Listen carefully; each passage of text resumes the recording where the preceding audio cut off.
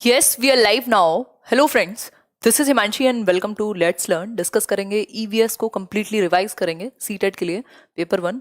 Content का भी कुछ हिस्सा जो महत्वपूर्ण है और पेडागोजी ऑलमोस्ट 15 में से 10 आप एक सेशन से ला सकते हैं। मतलब मैं कहूँ तो कुछ 30 में से बहुत ज़्यादा हवाई बातें ना करते हुए अगर आपका पेपर फेवरेबल रहता है, आपके पक्ष में रहता है, तो हो सकता है आप 25 भी ले आएँ, और फेवरेबल नहीं रहता है तब भी आप 20 तक गेन कर पाएंगे। उसका रीज़न एक ही है कि आपकी पेडागोजी अच्छी हो जाएगी। तो 15 में से आप कोशिश कीजिए ज़्यादा से ज़्यादा स्कोर कर पाने का। जो भी मेन पॉइंट्स हैं वो हम डिस्कस करेंगे, उसके बाद कंटेंट के जो मेन पॉइंट्स हैं वो हम डिस्कस करेंगे।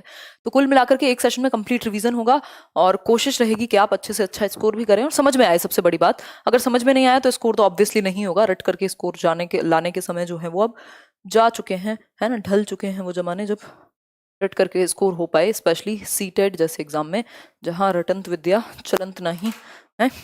चलिए फिर कंटिन्यू करें। आपकी आज्ञा हो तो बताइए। सभी को गुड इवनिंग, नमस्कार, राम राम, सत श्री अकाल, अस्सलाम वालेकुम, what ever you feel connected with. Start करेंगे। बहुत बढ़िया, गुड इवनिंग। बिल्कुल सोए बिना सेशन देखना है, प्रैक्टिकल अप्रोच रखेंगे, बहुत ज़्यादा थियोरेटिकल बातें हम करते नहीं हैं, है ना। चलिए आ जाइए एक बार। आवाज़ नहीं है? अच्छा, मतलब हम तो नूब हैं, हमें तो पता ही नहीं है कि आवाज़ है कि नहीं है, हैं? चेक करो एक बार, कभी म्यूट करके देख रहे हो? देखो एक बार, सब ठीक है ना? ऑडियो वीडियो सब क्लियर ही होगा मेरे ख्याल में, सब क्लियर होगा। चलें कंटिन्यू करें।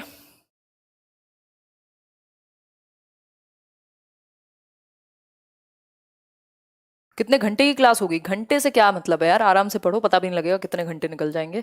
2-3 घंटे में खत्म कर लेंगे, 2 में ही कर लेंगे बल्कि, है ना। अब वो तो देखने में पता चलेगा, बट शुरू का 1 घंटा तो बिल्कुल ही मिस नहीं करना। उसका रीजन यही है कि पेडागोजी बहुत ढंग से हम कर लेंगे। ईवीएस यानी एनवायरमेंटल स्टडीज, पर्यावरण अध्ययन। हिंदी इंग्लिश के लिए रोइएगा मत, क्योंकि पेपर में दोनों ही भाषाएं आती हैं, बस आपके समझ में आ जानी चाहिए बात। लाइक शेयर सब्सक्राइब आप बिना कहे करते ही हैं और अच्छा भी लगती है, अच्छी भी लगती है ये चीज़। इसके अलावा अगर मैं बात करूँ, इसका जो पीडीएफ होगा वो आपको मिल जाएगा let's learn Telegram channel, let's learn squad आप सर्च करेंगे। 2.5 लाख से ज़्यादा लोग हम लोग जुड़े हुए हैं। बहुत सारे fake Telegram channels, groups, profiles, Facebook हो चाहे वो यूट्यूब हो, बहुत सारे बने हुए हैं।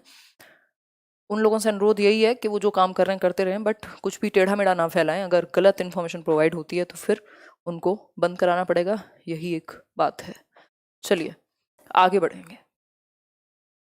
प्रोसेस स्किल्स की हम सबसे पहले बात करने वाले हैं, फिर हम थीम्स की बात करेंगे, फिर हम मैप की बात करेंगे, डायरेक्शन की बात करेंगे, पेडागोजी की टेक्स्ट बुक के बारे में हमेशा एक क्वेश्चन आता है, उसकी बात करेंगे। सबसे पहले हम बात करेंगे प्रोसेस स्किल्स की। प्रोसेस स्किल्स ईवीएस में ऐसी स्किल्स हैं जो बच्चे को सोचने पर, देखने पर, मापने पर, समझने पर, अपनी एक एक्सपीरियंस हैंड्स ऑन एक्टिविटी करके अपनी एक नॉलेज कंस्ट्रक्ट करने पे मजबूर करते हैं। प्रोसेस स्किल्स से आप कोई सा भी पेपर उठा लीजिए ईवीएस का, आपको हर साल एक क्वेश्चन मिलेगा। उसका सीधा सा मतलब ये है कि ये एक्सपेरिमेंटेशन में बहुत ही ज़्यादा मदद करने वाली स्किल्स हैं। और ईवीएस के अंदर आपका एनवायरनमेंट तो है ही, सोशल साइंस भी है और साइंस भी है। तो बच्चे का एनवायरनमेंट के प्रति अवेयर और एक्सपीरियंस करना, एक्सपेरिमेंट करना जरूरी है। तो इनके द्वारा बच्चा अपनी नॉलेज को कंस्ट्रक्ट कर पाएगा, एक्सपेरिमेंट कर पाएगा, हैंड्स ऑन एक्टिविटी कर पाएगा, ऐसी बात कही जाती है। कुछ 6 प्रोसेस स्किल्स हैं, इनको साइंस की प्रोसेस स्किल्स भी कह सकते हैं, बट ईवीएस में पढ़ते हैं। एक क्वेश्चन आया था 2016 में कि एक टीचर है जो फॉइल को, जो एल्यूमिनियम फॉइल होता है जिसमें खाना ले जाते हैं लोग कई बार, उसको पहले तो ऐसे ही फेंक देती हैं, फिर उसको स्क्रम्बल करके ऐसे तोड़ मरोड़ के उसकी बॉल बना के पानी में डालती हैं और वो डूबती नहीं है। तो कौन सी प्रोसेस स्किल इसमें इस्तेमाल हुई ईवीएस की? तो आपको सिंपल बताना था ऑब्जर्वेशन, क्योंकि बच्चा ऑब्जर्व करेगा ना कि ये क्यों नहीं डूबा या क्यों डूब गया। ठीक, तो ऑब्जर्विंग। कई बार क्या होता है क्लासिफिकेशन की, कि पत्तियों के अलग अलग प्रकार बताओ, या इस तरीके का कोई एक क्वेश्चन है, तो उसमें क्लासिफाइंग की स्किल है, मेजरिंग मापन की स्किल है। ये 6 प्रोसेस स्किल्स हैं जिनके बारे में हम पढ़ेंगे। एक क्वेश्चन आपका पक्का है यहां से, क्योंकि पेडागोजी कभी चेंज नहीं होती ईवीएस में। एनसीईआरटी का थोड़ा बहुत परिवर्तन हो सकता है, पेडागोजी फिक्स्ड रहती है। प्रोसेस स्किल्स की अगर मैं बात करूं तो बाय यूजिंग दीज स्किल्स, जो कि 6 स्किल्स हम देखने वाले हैं, ठीक, स्टूडेंट्स कैन गैदर इंफॉर्मेशन। वो इंफॉर्मेशन को कलेक्ट कर पाएंगे, टेस्ट कर पाएंगे उनके आइडिया सही है या नहीं है, हाइपोथेसिस कर पाएंगे, और साइंटिफिक एक्सप्लेनेशंस, दुनिया के बारे में तर्कपूर्ण जो एक्सप्लेनेशंस हैं वो बना पाएंगे। तो नॉलेज को कंस्ट्रक्ट करने में प्रोसेस स्किल्स बहुत बड़ा अहम रोल प्ले करती हैं या हेल्प करती हैं। ठीक, अब इनके बारे में एक एक करके पढ़ेंगे। 6 प्रोसेस स्किल्स हैं। पहला है ऑब्जर्विंग। आपको इन सबको डेवलप करना है बच्चे के अंदर, ये सिर्फ पढ़ने के लिए नहीं है। पेपर में कई जगह पे ऐसे पूछा जाएगा कि कौन सी चीज महत्वपूर्ण है, तो आपको दिख रहा है इन 6 प्रोसेस स्किल्स से जुड़ी हुई है, मतलब ये तो हमें बच्चे में विकसित करनी है, चाहे वो अवलोकन की क्षमता हो, वर्गीकरण की क्षमता हो, मापन की क्षमता हो, अनुमान लगाने की क्षमता हो, निष्कर्ष लगाने की करने की क्षमता हो, ये सब क्या है, ये हमें बच्चे में विकसित करनी है। ठीक, तो ऑब्जर्विंग की यदि मैं बात करूं तो अवलोकन, अवलोकन अपने 5 सेंसेस से आप दुनिया को ऑब्जर्व करते हैं, एक्सपीरियंस करते हैं, फील करते हैं, समझते हैं। चाहे वो बच्चा देख करके अवलोकन करे, सुन करके किसी चीज को करके देखा हो उसने सामने होते हुए, मतलब अपने 5 सेंसेस का इस्तेमाल करते हुए वो दुनिया को ऑब्जर्व करता है, चीजों को ऑब्जर्व करता है, एक्टिविटीज को ऑब्जर्व करता है। ठीक, इसका एक उदाहरण क्या हो सकता है? The learner will be blind folded, वो नहीं होता जो आंख पे पट्टी बांध देते हैं, आंख पे पट्टी बंधवा दी आपने, एक एग्जाम्पल है, ऐसे हजारों एग्जाम्पल हो सकते हैं। And make observations using the sense of touch, कि अब वो चीजों को टच करने को दिया जाए उसको। अच्छा सोचो ये क्या है, पेन टच कराया, वुड लकड़ी को टच कराया, तो वो अपना बात बताए कि हो सकता है ये लकड़ी है ना। किसी नुकीली चीज को आप टच करा रहे हो तो वो बताएगा ये तो कील है ना।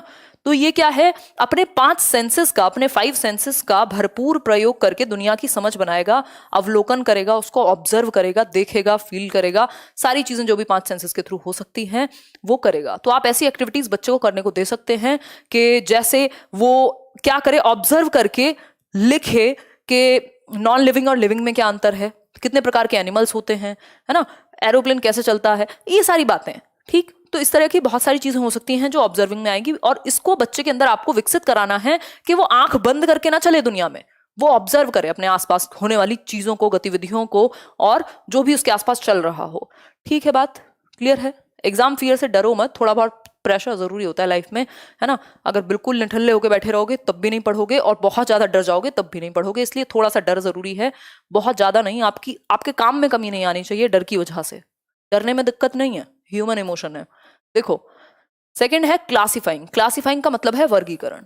क्लासिफाइंग का मतलब ये क्लासेस में विभाजित कर देना, जैसे आपकी क्लास 1, क्लास 2, क्लास 3, क्या है ये, क्लासिफिकेशन है ना, वर्गीकरण है, अलग अलग कैटेगरीज में बांट देना क्लासिफाइंग कहलाता है। और इसमें कौन सी स्किल लगेगी? एनालिसिस लगेगा, यानी वो एनालाइज करेगा, चीजों को तोड़ करके देखेगा, विश्लेषण करेगा। ठीक, तो क्लासिफाइंग की यदि मैं यहां बात करूं तो क्लासिफाइंग क्या है? क्लासेस में बांट देना, कैटेगरीज में बांट देना। देखो 5 दिन 5 मैराथन है, बिल्कुल भी ढीले नहीं पड़ना, 5 की 5 मैराथन देखनी है, ये तीसरी मैराथन है, कल इंग्लिश करेंगे, परसों मैथ्स करेंगे। ठीक है, वर्गीकरण यानी क्लासिफाइंग, ये क्या है? कैटेगरीज हैं भाई, ये लिविंग की कैटेगरी है, ये नॉन लिविंग की कैटेगरी है। वो चीजें जिनमें जीवन नहीं है वो नॉन लिविंग है, निर्जीव और सजीव की, और जिसमें जीवन है वो लिविंग कैटेगरी में आ गया। मतलब आपने बांट दिया कैटेगरीज में। वो एनिमल्स जिनके जो बच्चे देते हैं वो एक कैटेगरी में, जो अंडे देते हैं वो एक कैटेगरी में। तो आप बच्चे को मौका देंगे कि क्लासिफाई करो चीजों को, ऑब्जर्व करेगा सबसे पहले, ऑब्जर्व अगर उसने ढंग से किया है तो वो कैटेगरी में भी विभाजित कर पाएगा, क्योंकि ऑब्वियसली उसी बेसिस पे तो वो कैटेगरी में डाल पाएगा। अगर उसने ऑब्जर्व किया है, फील किया है अपने 5 सेंसेस से कि ये चीज निर्जीव है, मैं सजीव हूं, आप सजीव हैं, तभी तो वो सजीव और निर्जीव की कैटेगरी में डाल पाएगा। बात सही है या नहीं? बताओ एक बार। Shout out ma'am, Anjali Singh I think नाम है। यार यहाँ आ जाओ, शाउट आउट का छोड़ दो, पेपर आपके सर पे है। ठीक, इसका एग्जाम्पल क्या हो सकता है? The learner will use a magnet to classify objects as magnetic और नॉन मैग्नेटिक, यानी चुंबक एक वो ले सकता है, मैग्नेटिक ले सकता है, जिसके थ्रू वो ये क्लासिफाई कर पाएगा कौन सी चीज में मैग्नेटिक इफेक्ट है, कौन सी चीज नॉन मैग्नेटिक है। उसने मैग्नेट को लिया, देखा एक कील थी घर में वो उससे चिपक गई, एक प्लास्टिक था वो नहीं चिपकी, तो उसने क्लासिफाई कर दिया कि ये नॉन लिविंग है या ये नॉन मैग्नेटिक है, ये मैग्नेटिक है। सिंपल बात है, कोई समस्या परेशानी, कोई दर्द, कोई दुख हो तो बता दो।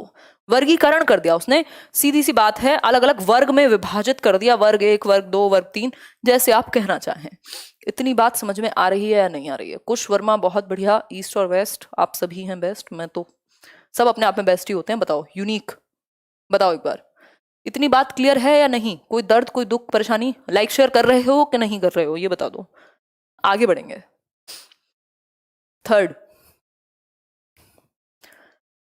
थर्ड क्या है? मेजरिंग। ये प्रोसेस स्किल्स का हिस्सा है जिसके थ्रू आप एक्सप्लोर करना सीख रहे हैं, है ना, एक्सपेरिमेंटेशन सीख रहे हैं, नॉलेज को गैदर करना सीख रहे हैं।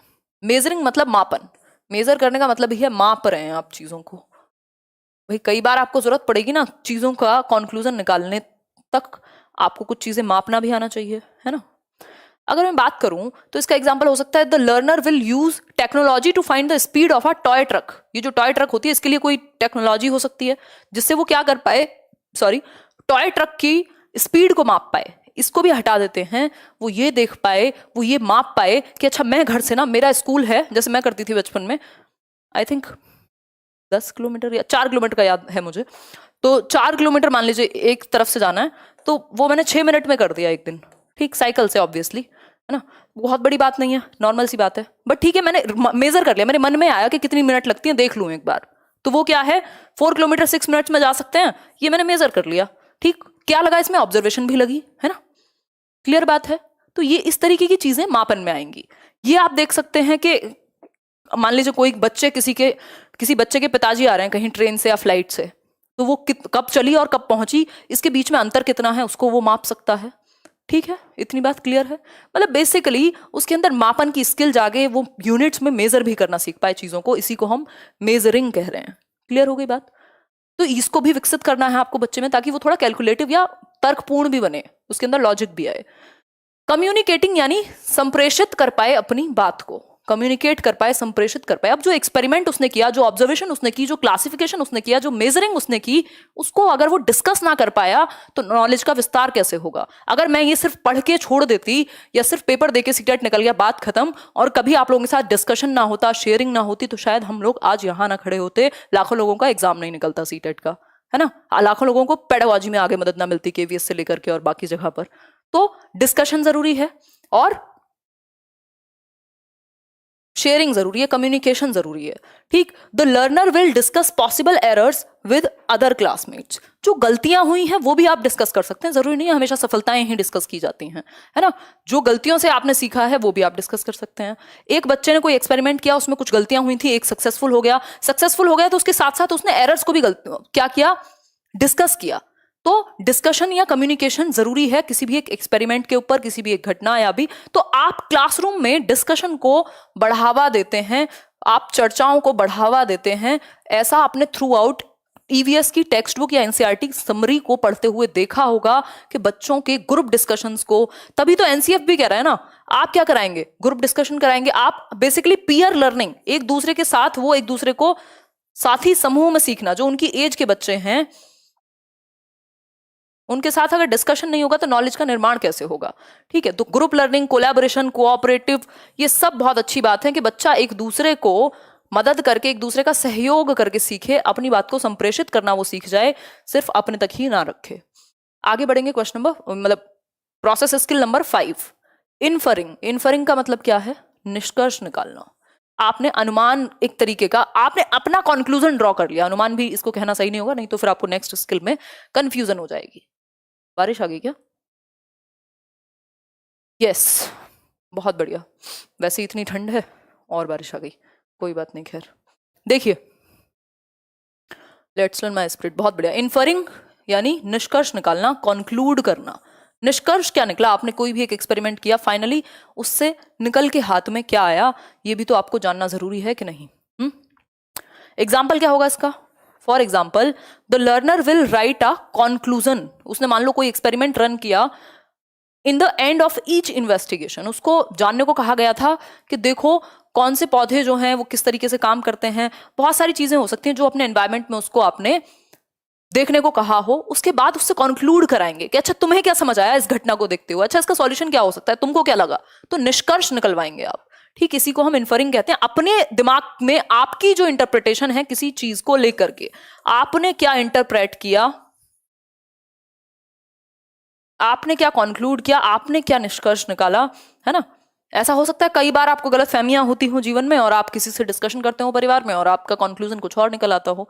तो फाइनल जितना भी आपने कुछ ऑब्जर्व किया होगा, आपने फिर क्लासिफाई किया उसको इस कैटेगरी में, ये तो इसने गलत किया, है ना। फिर आपने और चीजें की, कम्युनिकेट करने की कोशिश की, बात की, देन आप अनुमान लगा रहे हैं लास्ट में, या निष्कर्ष निकाल रहे हैं, इन्फर कर रहे हैं आपकी जो इंटरप्रिटेशन निकली है। फाइनली आप कोई एक एक्सपेरिमेंट करते हैं, ये सब हो गया। लास्ट पॉइंट है, लास्ट प्रोसेस स्किल है प्रिडिक्टिंग। प्रिडिक्टिंग का मतलब क्या है, अनुमान लगाना। देखो, ये हाइपोथेसिस क्रिएट करने में, परिकल्पना को बनाने में ये सारे स्टेप्स शामिल थे। परिकल्पना का मतलब ये नहीं बस मान लिया और हो गया, इसमें बहुत सारे एविडेंस लगते हैं। हाइपोथेसिस हाइपोथेसिस या परिकल्पना, ठीक है बात। अगर मैं बात करूं तो हाइपोथेसिस की यदि बात की जाए तो प्रिडिक्टिंग का इसमें यूज होता है, अनुमान लगाने का, कि ऐसा ऐसा हो सकता है।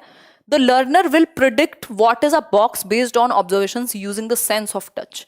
आप इसमें अनुमान लगाते हैं, है ना। आप अनुमान लगाते हैं अपने एक्सपीरियंसेस के आधार पे, अपनी पुरानी समझ के आधार पे, या अपने सेंसेस के आधार पे आपने अनुमान लगाया, दिस इज प्रिडिक्टिंग, ठीक, जिसको आप रीडिंग में भी यूज करते हैं। तो these were the process skills, these were the 6 process skills: observing, classifying, measuring, communicating, inferring और predicting। यानी अवलोकन करते हैं आप, वर्गीकरण करते हैं, जरूरी नहीं है स्टेप में ही हो, अवलोकन करते हैं आप, वर्गीकरण करते हैं, मापन करते हैं, संप्रेषण, डिस्कशन होगा, निष्कर्ष निकालना और अनुमान लगाना।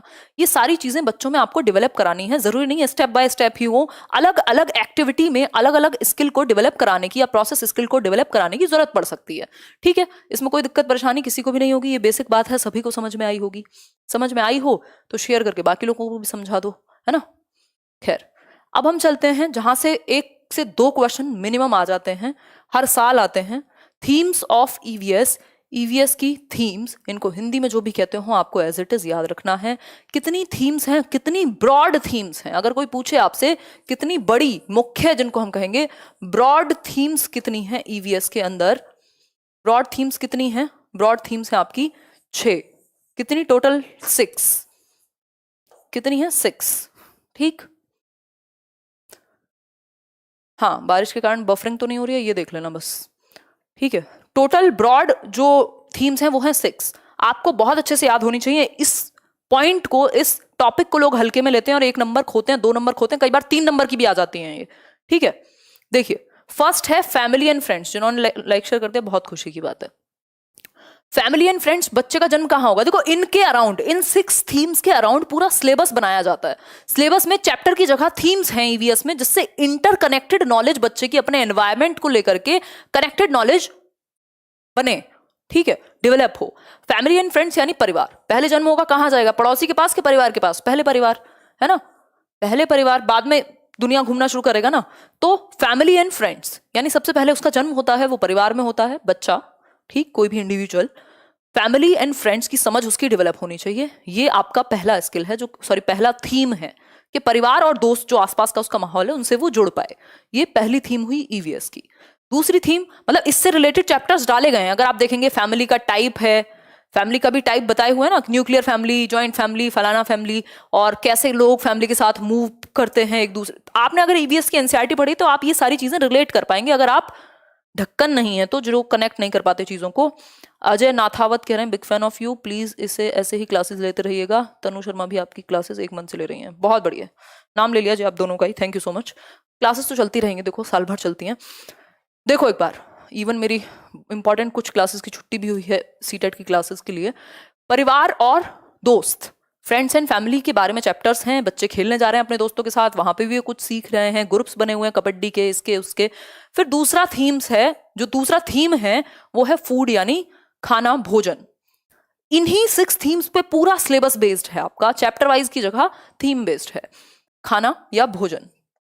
इनको जितनी बार रिवाइज कर लोगे उतना कम है, ये फाइनल रिवीजन है। भोजन भाई, अब आपका परिवार में जन्म हो गया, आप परिवार में हैं, दोस्तों में खेल भी लिए, खाना भी तो चाहिए खाने को, तो परिवार के जस्ट बाद फूड, खाना आएगा, फैमिली, फिर खाना भी चाहिए, फूड, फिर पानी भी तो पियोगे खाने के बाद, तो तीसरा क्या हो गया, वाटर, यानी जल।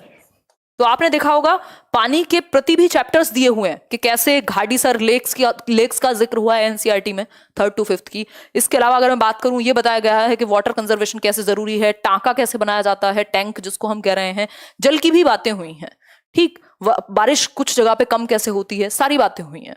तो पहले परिवार, फिर खाना खाओगे, पानी भी पियोगे, फिर रहने को भी तो कुछ चाहिए, पानी खाना से तो चलेगा नहीं, आपको शेल्टर चाहिए, यानी आवास, इसको हिंदी में क्या कहेंगे, आवास। अब आप कहीं रहोगे भी, भाई जिसका जैसा हिसाब है वो वैसे रहेगा, चाहे कोई झोपड़ी में रहे, चाहे वो कोई कहीं और रहे। फिर है ट्रेवल। ट्रेवल का सिंपल सा मतलब है, आपको क्या करना है, घूमना फिरना है, आपको करना है घूमना फिरना है। ऐसा तो है नहीं आप पेड़ तो है नहीं, वो जो शकुंतला मूवी आई थी वहां से आप ये एक एग्जाम्पल ड्रॉ कर सकते हो कि हम पेड़ नहीं है जो एक जगह पर टिके रहे, हम ट्रैवल कर सकते हैं, घूम फिर सकते हैं। तो आप घूम सकते हो, things we make and do. अब आपको कुछ काम भी तो करना पड़ेगा ना, कुछ तो करोगे अगर दुनिया में रहोगे तो, या सिर्फ खाओगे पियोगे पानी पियोगे रहोगे और सो जाओगे और घूम लोगे, है ना। तो ये 6 थीम्स हैं, इनको याद करने का सिंपल तरीका है, आपका जन्म हुआ, पहले परिवार और दोस्त फैमिली एंड फ्रेंड्स, दूसरा फिर आपको खाना भी चाहिए फूड, फिर आपको पानी चाहिए वाटर, फिर आपको घूमना शेल्टर भी चाहिए रहने के लिए तो शेल्टर यानी आवास, फिर आपको घूमना है ट्रेवल, और फिर कुछ काम तो करोगे ना। इसीलिए तो यहाँ पे हम सब जुड़े हुए हैं कि नौकरी लगे भाई, कुछ काम हिल्ला मिले, शादी वादी जब करेंगे पहले नौकरी मिल जाए। जिनकी हो गई है वो सोच रहे हैं कि ठीक है कुछ काम तो कर लिया, अब घूम लिया फिर लिया पानी पी लिया खा लिया सब कर लिया, अब ये काम भी कर लेते हैं, है ना। तो 6 थीम्स ये याद कराने के तरीके हैं, ये ऐसा कोई कहीं लिखा नहीं है किसी किताब में, कभी दिल पे ले लो। देखो 6 थीम्स, पहला फैमिली, जल्दी से बोलो जोर जोर से चिल्ला के, घर में बोलो मम्मी को पकड़ के, मम्मी पहला थीम फैमिली, है ना। फैमिली परिवार है पहला थीम, फैमिली एंड फ्रेंड्स सब चाहिए, ठीक। इसके आसपास अगर आपने एक्स्ट्रा नॉलेज जुटाई होगी तो आपको पेपर में हेल्प करेगी। फिर खाना भी चाहिए आपको, है ना, आधे लोग तो खाने के लिए ही जी रहे हैं, जीने के लिए नहीं खाने के लिए जी रहे हैं वो, ठीक। तो फूड, स्ट्रेस हो तो खाने लगते हैं, भूख ना हो तब भी खाने लगते हैं, ठीक। फैमिली एंड फ्रेंड्स, फिर फूड, फिर पानी भी चाहिए। थर्ड थीम हो गई वाटर, ठीक है बात। फोर्थ क्या है भाई, शेल्टर भी तो चाहिए, तो आवास भी चाहिए आपको। फिर है फिफ्थ ट्रैवल, घूमना फिरना भी है, एक जगह पे थोड़ी टिके रहेंगे, साइकिल चाहिए स्कूटी चाहिए बाइक चाहिए गाड़ी चाहिए, और मन करे तो प्राइवेट जेट भी चाहिए, है ना। ये ज्यादा नहीं हो गया ये, देखो एक बार। फिर थिंग्स भी मेक एंड डू में मैंने ये थोड़ा सा अलग सा एग्जांपल इसीलिए डाला है कि एक तो हम हर एक प्रोफेशन को क्या कर पाए, रिस्पेक्ट कर पाए, दूसरा पढ़ोगे नहीं तो दिक्कत आएगी, है ना। समझ पा रहे होंगे जो लोग समझ रहे होंगे, मम्मी मारेंगी कोई बात नहीं पिट लेना, है ना, याद रहेंगी फिर थीम, मम्मी आपको बताएंगी कि जिसके लिए तुम्हें पीटा था अगर वो क्वेश्चन गलत हो गया ना तो देखना। तो ये 6 थीम्स हैं, कौन सी 6 थीम्स हैं, पहले फैमिली यानी परिवार, फिर फैमिली एंड फ्रेंड्स, इसमें दोस्त भी आ गए, फूड खाना चाहिए, फिर पानी चाहिए, रहने के लिए जगह चाहिए, ट्रैवल करना है और कुछ काम भी करना है ना, जैसे जो भी मन करे वो कर लीजिएगा। सब थीम्स ऑफ ईवीएस, ईवीएस की अब कुछ सब थीम्स हैं, वो 6 ब्रॉड थीम्स थी, 6 ब्रॉड थीम्स थी, ब्रॉड थीम 6 हैं सिर्फ, अब सब थीम है, जैसे दो थीम्स की सब थीम है। पकौड़ा बेचेंगे, हाँ यही करोगे, पेपर नहीं दोगे तो ठीक से फिर बुरी लगती हैं बातें आपको लोगों की। देखिए एक बार, family and friends, family and friends, खैर उसमें भी नुकसान नहीं है, अगर आप समझदार और स्मार्ट इंसान है तो वो भी बहुत तरीके से कर सकते हैं आज की डेट में, बट जब आपने पढ़ाई लिखाई की है, शिक्षक बनने की ट्रेनिंग की है, तो पकौड़ा बेचने के लिए तो नहीं की होगी, ऐसा मैं अज्यूम कर रही हूँ, है ना। तो आपकी इच्छा थी कि आप शिक्षक बन जाए, तो वही बने तो अच्छा है फिर, या शौक है तो बन जाइए।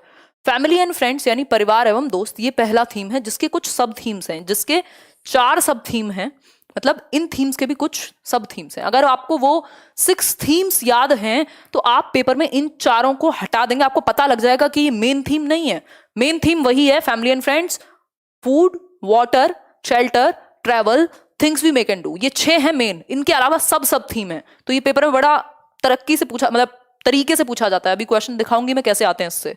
रिलेशनशिप्स यानी रिश्तेदारियां, है ना, ये वो वाले रिलेशनशिप्स नहीं है आपके बाबू सोना वाले, नॉर्मल इसमें सारे रिलेशनशिप्स आते हैं। कई लोगों को आजकल रिलेशनशिप देख के एक ही मतलब समझ आता है, ये आपके सारे रिश्ते हैं इसमें, माँ बाप बहन भाई दोस्त यार सब। फिर वर्क एंड प्ले भी इसी में है, बच्चा कुछ कुछ काम करेंगे खेलेंगे कूदेंगे एक साथ, ठीक है बात। फिर है एनिमल्स, एनिमल्स यानी पशु, ये भी आसपास ही है ना, आपके फैमिली एंड फ्रेंड्स के साथ ही है ना आसपास कहीं ना कहीं। फिर है फोर्थ प्लांट्स, भाई प्लांट्स भी तो आपके एनवायरमेंट का हिस्सा है ना। बहुत बढ़िया, वाह हर्ष, पढ़ लेते थोड़ा, शायरी फेंक रहे हो। देखो फिर है प्लांट्स, प्लांट्स यानी पेड़ पौधे, इंपॉर्टेंट है ये भी हमारे लिए, है ना, ठीक है बात। आगे बढ़ेंगे, नेक्स्ट पे बढ़ेंगे, फूड, फूड क्या है देख लीजिए, फूड यानी खाना भोजन। अब इसकी भी कुछ सब थीम्स हैं, ज्यादा ज्यादा की नहीं है, बस इन्हीं 2 की हैं, इन्हीं 2 की हैं, ठीक है बात, इन्हीं 2 की सब थीम्स हैं। देखिए देखो एक बार, फूड में क्या होगा, टेस्टिंग, वो चैप्टर नहीं है टेस्टिंग टू डाइजेस्टिंग वाला, उसको भी मैं रिवाइज कराऊंगी। टेस्टिंग का मतलब है आप टेस्ट करते हैं, इसके ऊपर भी चैप्टर्स हैं कि कैसे हमारा जो फूड है वो हमारी जीभ के कौन से हिस्से से कौन सा टेस्ट है, उस दिन हमने पढ़ा था, आपको याद होगा। तो इन सब चीजों को समझ के जाना, कभी याद करने के लिए ही नहीं है, पेपर में पूछी जा सकती हैं। डाइजेस्टिंग, हमारे पेट का टेम्परेचर 30 डिग्री सेल्सियस, एसिडिक, इसमें जूसेस होते हैं, ये डाइजेशन का चैप्टर हो गया। ये फूड के अंदर आएंगे सारे चैप्टर। कुकिंग, कैसे आप प्रिजर्व कर सकते हैं किस चीज को, दूध को उबाल करके, धनिया को गीले कपड़े में लपेट करके। फार्मर्स एंड हंगर, इस पे भी वो चैप्टर है ना जो काला हांडी वाला, ठीक। तो ये फूड के हो गए। ये अगर आप नहीं याद कर पाए तो 6 ब्रॉड थीम याद कर लीजिएगा, इनको आप अपने आप हटाना सीख जाओगे, वैसे याद कर लोगे तो अच्छा रहेगा। देखो अब इनसे क्वेश्चन कैसे पूछे जाते हैं, हर साल कम से कम 2 क्वेश्चन, ज्यादा से ज्यादा 3 से 4 क्वेश्चन भी थीम से आते हैं। एक क्वेश्चन आपके सामने है, जरा देख करके बता दीजिए, which one of the following is not the broad themes of EVS in the present syllabus. कौन सी एक ब्रॉड थीम नहीं है ईवीएस की, ये बता दीजिए फटाफट से। कौन सी एक ब्रॉड थीम नहीं है ईवीएस की, ये बताने का कष्ट करेंगे आप 1 ही मिनट के अंदर। जल्दी बताइए, आंसर कर लो, बहुत मजे आते हैं कई लोगों को कहती में। बताओ एक बार। वर्क एंड प्ले, कैसे पता लगा? सिंपल है ना, शेल्टर तो था, फूड तो था मेन थीम में, things we make and do भी था 6th, लेकिन वर्क एंड प्ले जो था वो फैमिली एंड फ्रेंड्स में या बाद में आया है, वो किसी का सब थीम है, मेन थीम नहीं है, क्योंकि मेन थीम तो वही है, फैमिली एंड फ्रेंड्स, दूसरा वाटर, सॉरी फूड, फिर water, shelter, travel, things we make and do. 6 के अलावा अगर कोई भी मिल जाए तो वो सब थीम है या थीम नहीं है। इस तरीके से अगर आप क्वेश्चन सॉल्व करना सीख जाएंगे तो 1 नंबर आ जाएगा। एक ही नहीं लाना, मतलब एक एक करके जोड़ना है। फिर है आपका नेक्स्ट, है ना, सो मत जाना, लाइक शेयर करते रहना, जैसे ही नींद आए लाइक वाला बटन चेक कर लिया करो हुआ है कि नहीं हुआ है। Few pedagogical points, few pedagogical points, pedagogy के कुछ पॉइंट्स हैं जहां से पूछा जाता है क्वेश्चन हर बार। एनसीईआरटी ने कोशिश की है थीम्स के द्वारा बच्चों की डीप यानी गहरी एंड इंटर रिलेटेड अंडरस्टैंडिंग, जो आपसे पूछा जाता है पेपर में कि एनसीईआरटी में चैप्टर्स की जगह सिलेबस में थीम्स क्यों दिए हैं, तो आप कहेंगे ताकि बच्चों की थीम्स के अकॉर्डिंग इंटर रिलेटेड जो समझ है वो डीप हो सके, गहन हो सके, और इंटर रिलेटेड कनेक्टेड समझ बन सके हर एक थीम की और हर एक थीम से जुड़े टॉपिक्स की, चैप्टर्स की। तो डीप एंड इंटर रिलेटेड समझ बन सके, इसलिए चैप्टर्स की जगह थीम्स दिए हैं। ठीक है, क्लियर रहेगी ये बात। Each theme begins with a की क्वेश्चन, जैसे ही थीम शुरू होता है तो आपसे पूछा जाता है अच्छा आपने खाना तो खाया ही होगा, ये वो, और बच्चों की सूटेबल लैंग्वेज में, फारसी में नहीं, यानी टेक्निकल लैंग्वेज में नहीं, आपकी आसान भाषा में। One also needed to tackle the differences of gender, class, culture. अब टीचर को इन सब चीजों के प्रति सेंसिटिव रहना है, इन अंतरों को डील करना आना चाहिए, संवेदनशील रहना है। कैसे डिफरेंसेस के प्रति, जेंडर यानी लिंग से संबंधित, लिंग पूर्वाग्रह नहीं होना चाहिए। क्लास में कल्चर के बेसिस पे या किस क्लास का कौन सा बच्चा है, कौन अमीर है गरीब है, इस बेसिस पे आप आधार ना बनाएं। रिलीजन यानी धर्म के बेसिस पे, भाषा के बेसिस पे, और कौन किस लोकेशन से आता है, कौन किस स्टेट से आता है आपकी क्लास में, इसको आप रिस्पेक्ट कर पाए, बजाय कि उनको और बढ़ाने के अंतरों को। आप यूनिटी इन डाइवर्सिटी को अपना पाए, आप सेंसिटिव हो पाए हर एक चीज के प्रति। ये क्वेश्चंस पूछे जाते हैं डायरेक्टली और इनडायरेक्टली। आगे बढ़ेंगे। अब इवैल्यूएशन जो जनरली पूछा जा सकता है, मूल्यांकन क्या है? मूल्यांकन एक सतत प्रक्रिया होनी चाहिए, इवैल्यूएशन एक कॉन्टिन्यूअस प्रोसेस होनी चाहिए आपके थ्रू आउट द ईयर, जिसमें आप बच्चे का आकलन कर रहे हैं, उसको असेस कर रहे हैं, किस बेसिस पे, उसको ऑब्जर्व करके, उससे क्वेश्चन पूछ के, उससे कोई ड्राइंग ड्रॉ करा के, कोई डिस्कशन करा के, वो भी ग्रुप्स में। ये वर्ड्स आपके दिमाग में छपे हुए होने चाहिए, नहीं तो दिक्कत होनी ही होनी है 100%। ऑब्जर्व करके, क्वेश्चन पूछ के, डिस्कशन करा के, ड्रॉ करा के, है ना, ग्रुप्स में बिठा के, नरेशंस का, व्याख्यान का यूज करके आप बच्चे को असेस कर सकते हैं सतत रूप से, उसको डरा करके नहीं, एक कंफर्टेबल एनवायरमेंट में। अब थीम्स से एक और क्वेश्चन, अभी मैंने आपको बताया था पेडागोजिकल पॉइंट में, in EVS themes have been proposed instead of topics. Topics की जगह पर थीम दिए हुए हैं सिलेबस में, इसका रीजन बता दीजिए। मैंने अभी आपको बताया था इसका रीजन क्या है। अगर आप ना बता पाए तो मम्मी के पास जाइए और कहिए कि मम्मी मुझे मुर्गा बनाओ, मुर्गी बनाओ, कॉर्पोरल पनिशमेंट दो। बेशक आरटीई ने बैन कर दिया हो, बट मम्मी को सारा अधिकार है, क्योंकि मेरे से ऐसा क्वेश्चन सॉल्व नहीं हुआ जो बच्चा सा क्वेश्चन था, लड्डू क्वेश्चन था। श्वेता वर्मा कह रही है हेलो मैम, आप बहुत अच्छा पढ़ाती हैं, बहुत से टीचर्स के लेक्चर देखती हूँ लेकिन जितना आपका समझ आता है उतना किसी का नहीं। Thank you so much Shweta. बाकी कंपैरिजन ठीक है, आप तो कर ही सकते हैं, आपको कौन बेहतर लगता है ना, कोई बात नहीं, अच्छा लगा हमें। हम अपने तरीके से पढ़ाते हैं, किसी भी रेस में शामिल नहीं है, ना कभी थे ना कभी होंगे। देखिए in EVS themes have been proposed instead of topics. क्यों, आखिर क्यों, है ना, पूछता है भारत। देखो एक बार, to enhance the environmental comprehension of the learners, बच्चे की एनवायरमेंट की नॉलेज बेहतर हो, या फिर for developing connected and inter related understanding of issues of the learners local environment. ये बात भी सही लग रही है। Themes based EVS transaction is as easy और मुश्किल इसके पीछे कोई रीजन नहीं है। चैप्टर कम करने के लिए कोई भी काम नहीं किया जाता, टीचर का लोड कम करने के लिए कोई काम नहीं किया जाता, ठीक है बात। इसी बात पे यदि हम बात करें, to enhance the environmental comprehension of the learner, obviously chapters भी इसीलिए होते, लेकिन इसका मुद्दा यह है थीम्स का कि बच्चे के अंदर connected and inter related understanding आ सके एनवायरमेंट के इश्यूज को लेकर के, इसलिए वो थीम्स के बेसिस पे सीखे, ना कि अलग अलग चैप्टर्स के बेसिस पे। ठीक है बात, क्लियर हुई कि नहीं हुई? भगवान डिसलाइकर्स के जीवन को अच्छा बनाए, इनके जीवन में खुशियां लाए। ये लोग इतने दुखी हैं कि यहाँ आके खेलते रहते हैं जैसे कुछ होने वाला है। देखो मैप और डायरेक्शन पे भी 2 क्वेश्चन आ जाते हैं, हर बार आते हैं, और ये फिक्स्ड क्वेश्चन है। मैप मतलब भारत का मैप आपके घर में लगा हो, आपके पास हो, वो जो ब्लैंक मैप आता है ना, उसको लेके बेशक लिख लिया करो कौन सा स्टेट कहाँ है, ठीक है। मैप की आपको समझ हो और थोड़ी सी डायरेक्शन की, क्योंकि आजकल 1-2 क्वेश्चन मैप पे और 1-2 क्वेश्चन डायरेक्शन पे मिलकर के 3 से 4 क्वेश्चन हो जाते हैं पेडागोजी में, ठीक है।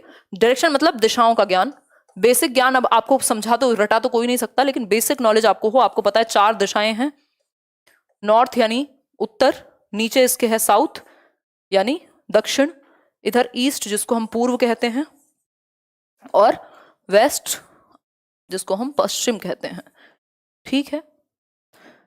अब नॉर्थ और ईस्ट के बीच में जो है वो नॉर्थ ईस्ट बनेगा, और नॉर्थ ईस्ट आप जानते हैं जो नॉर्थ ईस्ट के आपके राज्य नहीं है 7 सिस्टर स्टेट्स, वो सब नॉर्थ ईस्ट में ही है, ठीक। तो ये आपको पता हो, बेसिक चीजें आपको पता होनी चाहिए, नहीं तो दिक्कत आनी ही आनी है, ठीक। इनको मैं रिवाइज करा रही हूँ, मैं कोई इसमें ऐसा नहीं है कि इसमें बहुत ज्ञान वाली बात है। हरमीत नाम बोल दिया आपका, आशीर्वाद तो रहता ही है। देखो फिर है इधर नॉर्थ और ईस्ट के बीच में नॉर्थ ईस्ट, साउथ और वेस्ट के बीच में क्या हो गया, साउथ वेस्ट। सिंपल है, वो जो एक व्यक्ति अपने घर से चलता है, ऐसे क्वेश्चन खूब पूछे जाते हैं, और कहाँ पहुंचता है, साउथ ईस्ट के बीच में साउथ ईस्ट हो गया, इधर नॉर्थ और वेस्ट के बीच में नॉर्थ वेस्ट हो गया। ये 8 चीजों के बारे में आपको पता हो बेसिकली, ठीक, ताकि आप दिमाग में भी सोच पाए कि जो JNK है, जम्मू एंड कश्मीर, वो कहाँ है, ऊपर है, नॉर्थ में है, तमिलनाडु कहाँ है, साउथ में है ना। ये बेसिक चीजें आपको पता हो, ठीक।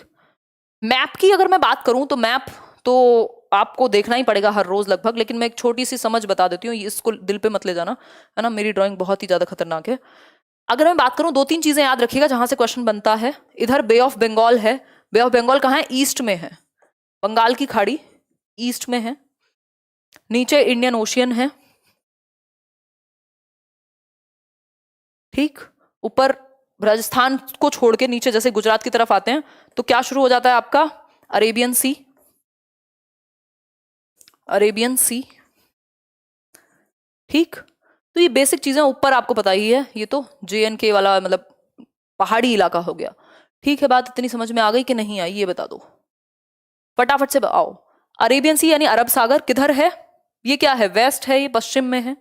ईस्ट में जहां आपकी नॉर्थ ईस्ट राज्य हैं सारे, हम कह सकते हैं बे ऑफ बंगाल यानी बंगाल की खाड़ी है, और नीचे साउथ में बिल्कुल इंडियन ओशन यानी बिल्कुल। चले आगे, कोई दिक्कत परेशानी, ये तो बेसिक सी चीजें, इस पे आपको क्वेश्चन प्रैक्टिस करने पड़ेंगे, प्रीवियस ईयर में आए हुए हैं। फिर भी अगर आप मैप को देखना चाहते हैं तो एक नजर हम मैप पे डाल सकते हैं, वैसे 1 मिनट में याद नहीं होगा और रटने से भी याद नहीं होगा, ये बार बार देखने से याद हो जाता है ना। ये सिंपल ही था, यहाँ अरेबियन सी है, कहाँ, अरेबियन सी के आसपास कौन से आपको राज्य दिख रहे हैं, महाराष्ट्र, ठीक। इधर गुजरात, ये बिल्कुल बाउंड्री पे हैं, सीमाओं पे, गोवा हुआ, कर्नाटका, केरला, कर्नाटका के पड़ोसी पूछे हुए हैं तो आपको पता होना चाहिए, कर्नाटका के पड़ोसी केरला है, ऊपर गोवा है, इधर आंध्र प्रदेश है ना। और अगर मैं बात करूं आंध्र प्रदेश किधर है, बे ऑफ बंगाल के पास, इधर आप देख रहे हैं ये वेस्ट बंगाल बे ऑफ बंगाल पड़ेगा, उड़ीसा बे ऑफ बंगाल से लगा हुआ मिलेगा। ठीक, ये बेसिक चीजें पता होनी चाहिए आपको। इधर राजस्थान है तो ये पाकिस्तान की बाउंड्री आ गई, इधर चाइना है ना, ऊपर लेह लद्दाख, इसके पड़ोसी कौन से हैं, जम्मू एंड कश्मीर, लेह लद्दाख, हिमाचल प्रदेश, पंजाब। ये पूछा हुआ क्वेश्चन है, मैं अपनी मर्जी से नहीं बना रही हूँ कुछ भी। क्वेश्चन पूछा था झारखंड कहाँ है, तो इन्होंने पूछा था ओडिशा के नॉर्थ में। तो ये आपको पता होना चाहिए पड़ोसी राज्य एक दूसरे के कौन से हैं। ठीक है बात। कंटेंट भी करेंगे थोड़ा थोड़ा जो इंपॉर्टेंट है, जो बहुत बार पूछा गया है। अभी तो हम पेडागोजी ही कर रहे हैं। एनसीएफ की क्या रिकमेंडेशन है, इस पे भी एक क्वेश्चन निश्चित है, कोई नहीं रोक सकता दुनिया में कि एनसीएफ से एक क्वेश्चन आए आपके ईवीएस में या इवन हर एक सब्जेक्ट में सीटेट के। देखिए एनसीएफ की रिकमेंडेशंस की यदि बात की जाए, राहुल यादव देखिए आंसर कीजिए, 24,000 लोग हम जुड़े हुए हैं, लाइक शेयर करते रहिए। एनसीएफ की रिकमेंडेशंस की बात करें तो एनसीएफ 2005 ये रिकमेंड करता है कि जो बच्चे की जिंदगी है ना स्कूल के अंदर, वो उसकी बाहर की दुनिया से कनेक्टेड हो, जहां वो बाकी के बहुत सारे घंटे रहता है, 24 घंटे में से 6, 7, 8 घंटे ही तो स्कूल रहेगा हद से हद, है ना, बाकी तो वो बाहरी दुनिया में ही रह रहा है। तो उसकी बाहर की दुनिया से स्कूल की दुनिया को जोड़ा जा सके, यानी कनेक्शन बिल्ड हो सके, संबंध विकसित हो सके। ठीक, कनेक्टिंग होनी चाहिए नॉलेज क्लासरूम की। जितना कंफर्टेबल वो घर पे फील करता है उतना कंफर्टेबल उसको घर में, जितना कंफर्टेबल उसको घर में और कम्युनिटी में फील होता है उतना ही उसको स्कूल में भी हो। यानी गैप कम होना चाहिए किसके बीच में, स्कूल और घर और कम्युनिटी के बीच में। उसको एकदम ऐसा ही माहौल दो जो नेचुरल हो, जो वो बाहर ढूंढता है। बुकिश नॉलेज, ये बहुत इंपॉर्टेंट पॉइंट है, हर बार क्वेश्चन आता है। बुकिश नॉलेज और रोट लर्निंग, यानी किताबी ज्ञान, किताबी कीड़ा नहीं बनाना उसको। पहले बहुत अच्छा समझा जाता था कि जो बच्चा ये तो किताबी कीड़ा है भाई, पढ़ता रहता है ये तो हर टाइम, ये तो 3 इडियट का चतुराम लिंगम है, बाद में पता लगा ये तो, है ना। तो बुकिश और रोट लर्निंग यानी रटने को और किताबी ज्ञान को डिस्करेज करना है, रियल लाइफ अंडरस्टैंडिंग को उसकी बढ़ावा देना है, मीनिंगफुल लर्निंग अर्थपूर्ण अधिगम को बढ़ावा देना है। ये बेसिक सी बातें हैं जो आपको पता होनी ही होनी चाहिए। फिर है टेक्स्ट बुक डेवलप्ड। अब देखो बहुत मजेदार चीज, टेक्स्ट बुक के बारे में हर बार क्वेश्चन आता है और घुमा घुमा के क्वेश्चन पूछ लेता है। टेक्स्ट बुक का मतलब क्या है, पाठ्य पुस्तक, हर एक सब्जेक्ट में इंपॉर्टेंट है। पाठ्य पुस्तक जो आपकी टेक्स्ट बुक है, जैसे एनसीईआरटी की हमने समरी की है, तो टेक्स्ट बुक की यदि मैं बात करूं, पाठ्य पुस्तक की यदि मैं बात करूं, देखिए एक बार, मजाक सिर्फ मैं करती हूँ हमारी क्लास में, ठीक है Namrata Jha. Text book developed on this basis attempt to implement the idea of discourage rote learning. जो आपकी पुस्तक है ना एनसीईआरटी की या ईवीएस की, एनवायरमेंटल स्टडीज की, पर्यावरण अध्ययन की, वो ऐसी होनी चाहिए जो रटने को बढ़ावा नहीं, हताश करे, हतोत्साहित करे रटने को। एक क्वेश्चन आया हुआ था ईवीएस की टेक्स्ट बुक की विशेषताएं, तो उसमें था कि डिस्करेज करे रोट लर्निंग को, एक था अवॉइड करे एक्सप्लेनेशन और परिभाषा, जिसको डेफिनेशन कहते हैं, है ना। तो कई लोगों को उसमें कंफ्यूजन हो गई, अभी कल परसों मैंने उसमें कराया था स्पेशल क्लास में, तो कई लोग कंफ्यूज हो गए ये देख के कि डिस्करेज करे रोट लर्निंग को, ये विशेषता होगी कि नहीं होगी। ये विशेषता है, कैरेक्टरिस्टिक है, तो क्वेश्चन को पढ़ के समझना भी सीखना है।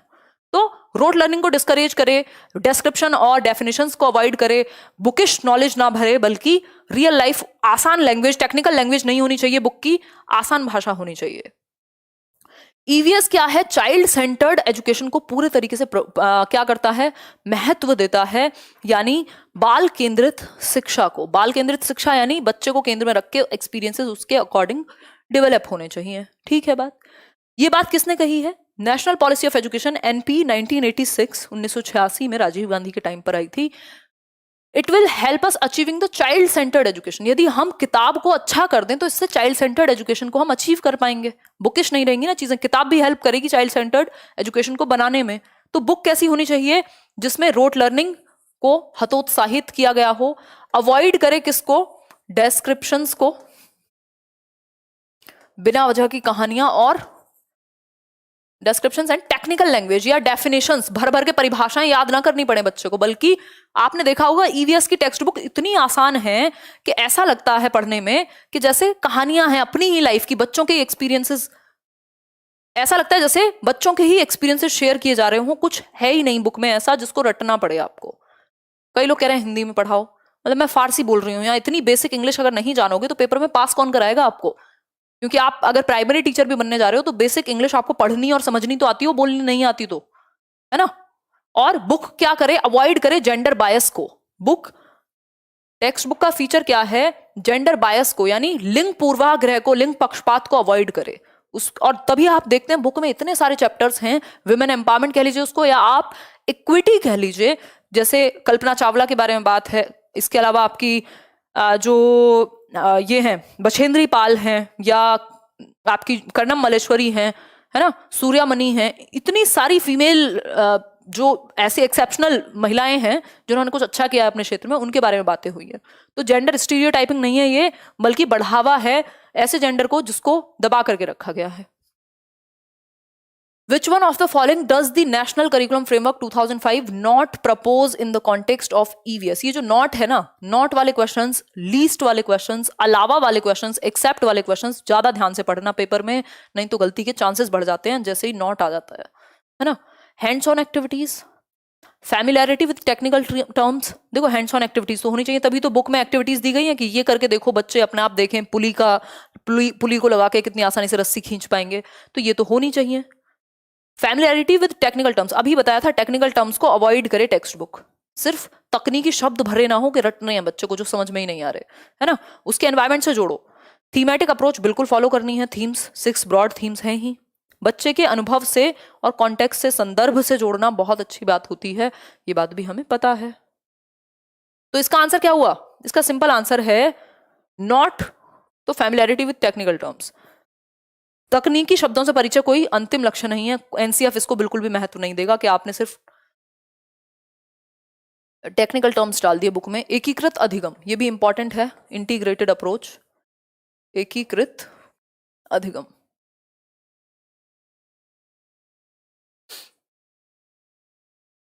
ये देखिए एकीकृत अधिगम, इंटीग्रेटेड अप्रोच। इंटीग्रेटेड अप्रोच का मतलब है ईवीएस में, ध्यान से सुनिएगा, इस पे क्वेश्चन हर बार आता है, निश्चित है बिल्कुल, अब तक की जितनी भी चीजें हुई है ना आज के सेशन में, अभी तक चांस नहीं है कि उन टॉपिक्स को हटा दे पेपर से, बस तरीका बदल देगा पूछने का। तो इसलिए मैंने कहा था 1-1.5 घंटा शुरुआत का बहुत ज्यादा इंपॉर्टेंट है। एक बार को एनसीईआरटी आप अपने तरीके से कर सकते हैं रिवाइज, लेकिन ये पेडागोजी नहीं छोड़ सकते आप, अलग से पेडागोजी नहीं होगी, अब इसी सेशन में इंक्लूड कर दी है मैंने, ठीक है, ईवीएस की। इंटीग्रेटेड लर्निंग, ये फाइनल रिवीजन है। इंटीग्रेटेड का मतलब है ईवीएस के अंदर आपकी साइंस की नॉलेज भी है, आपकी सोशल साइंस या सोशल स्टडीज जिसको आप कह रहे हैं उसका भी ज्ञान है, उसके भी टॉपिक्स इंक्लूडेड हैं, और एनवायरमेंट के तो हैं ही। तो ये तीनों सब्जेक्ट एक साथ जोड़ करके पढ़ाए जाते हैं, ये हम कह सकते हैं, इसी को इंटीग्रेटेड अप्रोच कह रहे हैं, यानी एकीकृत हैं, इंटरकनेक्टेड हैं, ये तीनों सब्जेक्ट जुड़े हुए हैं एनवायरमेंटल स्टडीज में। अगर हम बात करें तो, एक घूंट पानी पी लूं फिर समझाऊंगी, बहुत इंपॉर्टेंट बात है। अभी अमेजिंग चैप्टर्स भी आएंगे, एनसीईआरटी को भी रिवाइज करेंगे हम, ऐसा नहीं है नहीं करेंगे। देखो एक बार अगर लाइव देख ले तो दिमाग रहता है एक्टिव, और बाद में रिवाइज करके नोट्स बना लिया करो, इनफ हो जाएगा। वैसे मैं पीडीएफ शेयर करती हूँ, बट खुद बनाओगे तो ज़्यादा इफेक्टिव रहेगा, क्योंकि वो दिमाग में याद रहता है ना, जब आप कोमल, बहुत बढ़िया, जब आप रिवाइज करते हो तो याद रहती हैं चीज़ें, ठीक है बात या नहीं। और ये बता दो अब, हाउस द जोश है, हाई है कि नहीं है एग्जाम को लेके, ये बताओ, अभी कंटिन्यू करेंगे यार, थकान आजकल ज़्यादा हो रही है, जल्दी बताओ। 120+, हाँ, और फिर मीटअप में भी मिलेंगे, 120+ लेके आओ, मीटअप में मिलेंगे। मैं भी बिल्कुल आप लोगों की इस एग्ज़ाम के लिए बहुत सारी चीज़ें मैंने अभी छोड़ी हुई हैं, और बिल्कुल लगी हुई हूँ मैं भी। जैसे ये 5 मैराथन खत्म होती है ना, मैं देखूंगी दिन वाला सेशन भी कंटिन्यू करेंगे या बड़ा सेशन रखेंगे।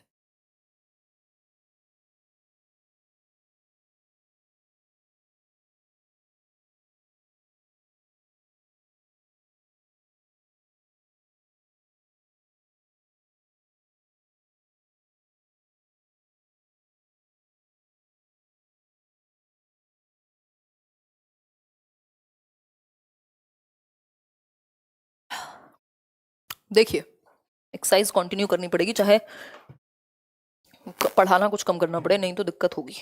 देखिए चलिए स्टार्ट करते हैं। बहुत मजे की बातें कर ली आप लोगों ने, आ जाओ वापस से। देखिए ईवीएस में बाकी सब्जेक्ट्स की नॉलेज भी इंटर रिलेटेड है, जैसे कि आपका अगर मैं बात करूं, science, social science, environmental studies, तीनों चीज़ें इंटरकनेक्टेड हैं। एक टॉपिक से आपने दूसरे टॉपिक को जोड़ दिया, एक सब्जेक्ट से दूसरे सब्जेक्ट को जोड़ दिया, ये इंपॉर्टेंट है। इंटीग्रेटेड लर्निंग को प्रमोट करना है, यानी बढ़ावा देना है आपको as a EVS teacher. The child looks at the environment around him in a holistic manner. ये बात आपको याद रखनी है कि बच्चा क्या है, संपूर्ण रूप में देखता है अपने एनवायरमेंट को, कंप्लीट देखता है, एज अ होल देखता है। वो ऐसे नहीं सोचता कि पेड़ देखा तो कहा अरे ये तो ना ज्योग्राफी का पार्ट है या ये तो EVS का पार्ट है। उसने किसी चीज को एक्सपेरिमेंट करते हुए देखा तो उसने कहा अरे ये तो साइंस का पार्ट है ना लिपि। फिर अगर उसने देखा कि कोई समाज के बारे में टॉपिक है, वो कहे ये तो SST का हिस्सा है, ऐसा नहीं होता। उसके लिए एनवायरमेंट है, उसके लिए वो माहौल है, वो वातावरण है आसपास का सब कुछ। वो साइंस, सोशल साइंस या EVS में अलग अलग डिवाइड नहीं करना जानता, उसके लिए वो उसका पर्यावरण है। इसीलिए एकजुट होकर के EVS में तीनों सब्जेक्ट को जोड़ा जाता है, ठीक, क्योंकि वो कंपार्टमेंटलाइज नहीं करता, हिस्सों में विभाजित नहीं करता टॉपिक्स को कि ये साइंस का टॉपिक है। जैसे डाइजेशन वाला चैप्टर पढ़ा था हमने, अभी आज भी रिवाइज कराऊंगी, जो वो डॉक्टर बॉमॉन्ट वाली बात थी, मार्टिन पे वो एक्सपेरिमेंट करते हैं, तो वो साइंस नहीं है उसके लिए, वो उसके एनवायरमेंट का हिस्सा है, ठीक है। सोशल साइंस अलग से नहीं है उसके लिए कि समाज के किसी बहुत ही बड़े इशू पे बात हो रही है, उसके लिए वो उसका एनवायरमेंट है। इसलिए EVS में तीनों सब्जेक्ट को होलिस्टिक मैनर में एक संपूर्ण परिपेक्ष में आप नॉलेज को दे पाएं, इसलिए इंटीग्रेटेड लर्निंग को प्रमोट किया गया है और कंपार्टमेंटलाइज्ड नहीं किया गया। साइंस, सोशल साइंस और EVS में एक ही साथ इंटीग्रेट करके नॉलेज दी गई है। ये क्वेश्चन डायरेक्टली पूछा हुआ है कि क्यों नहीं कंपार्टमेंटलाइज किया।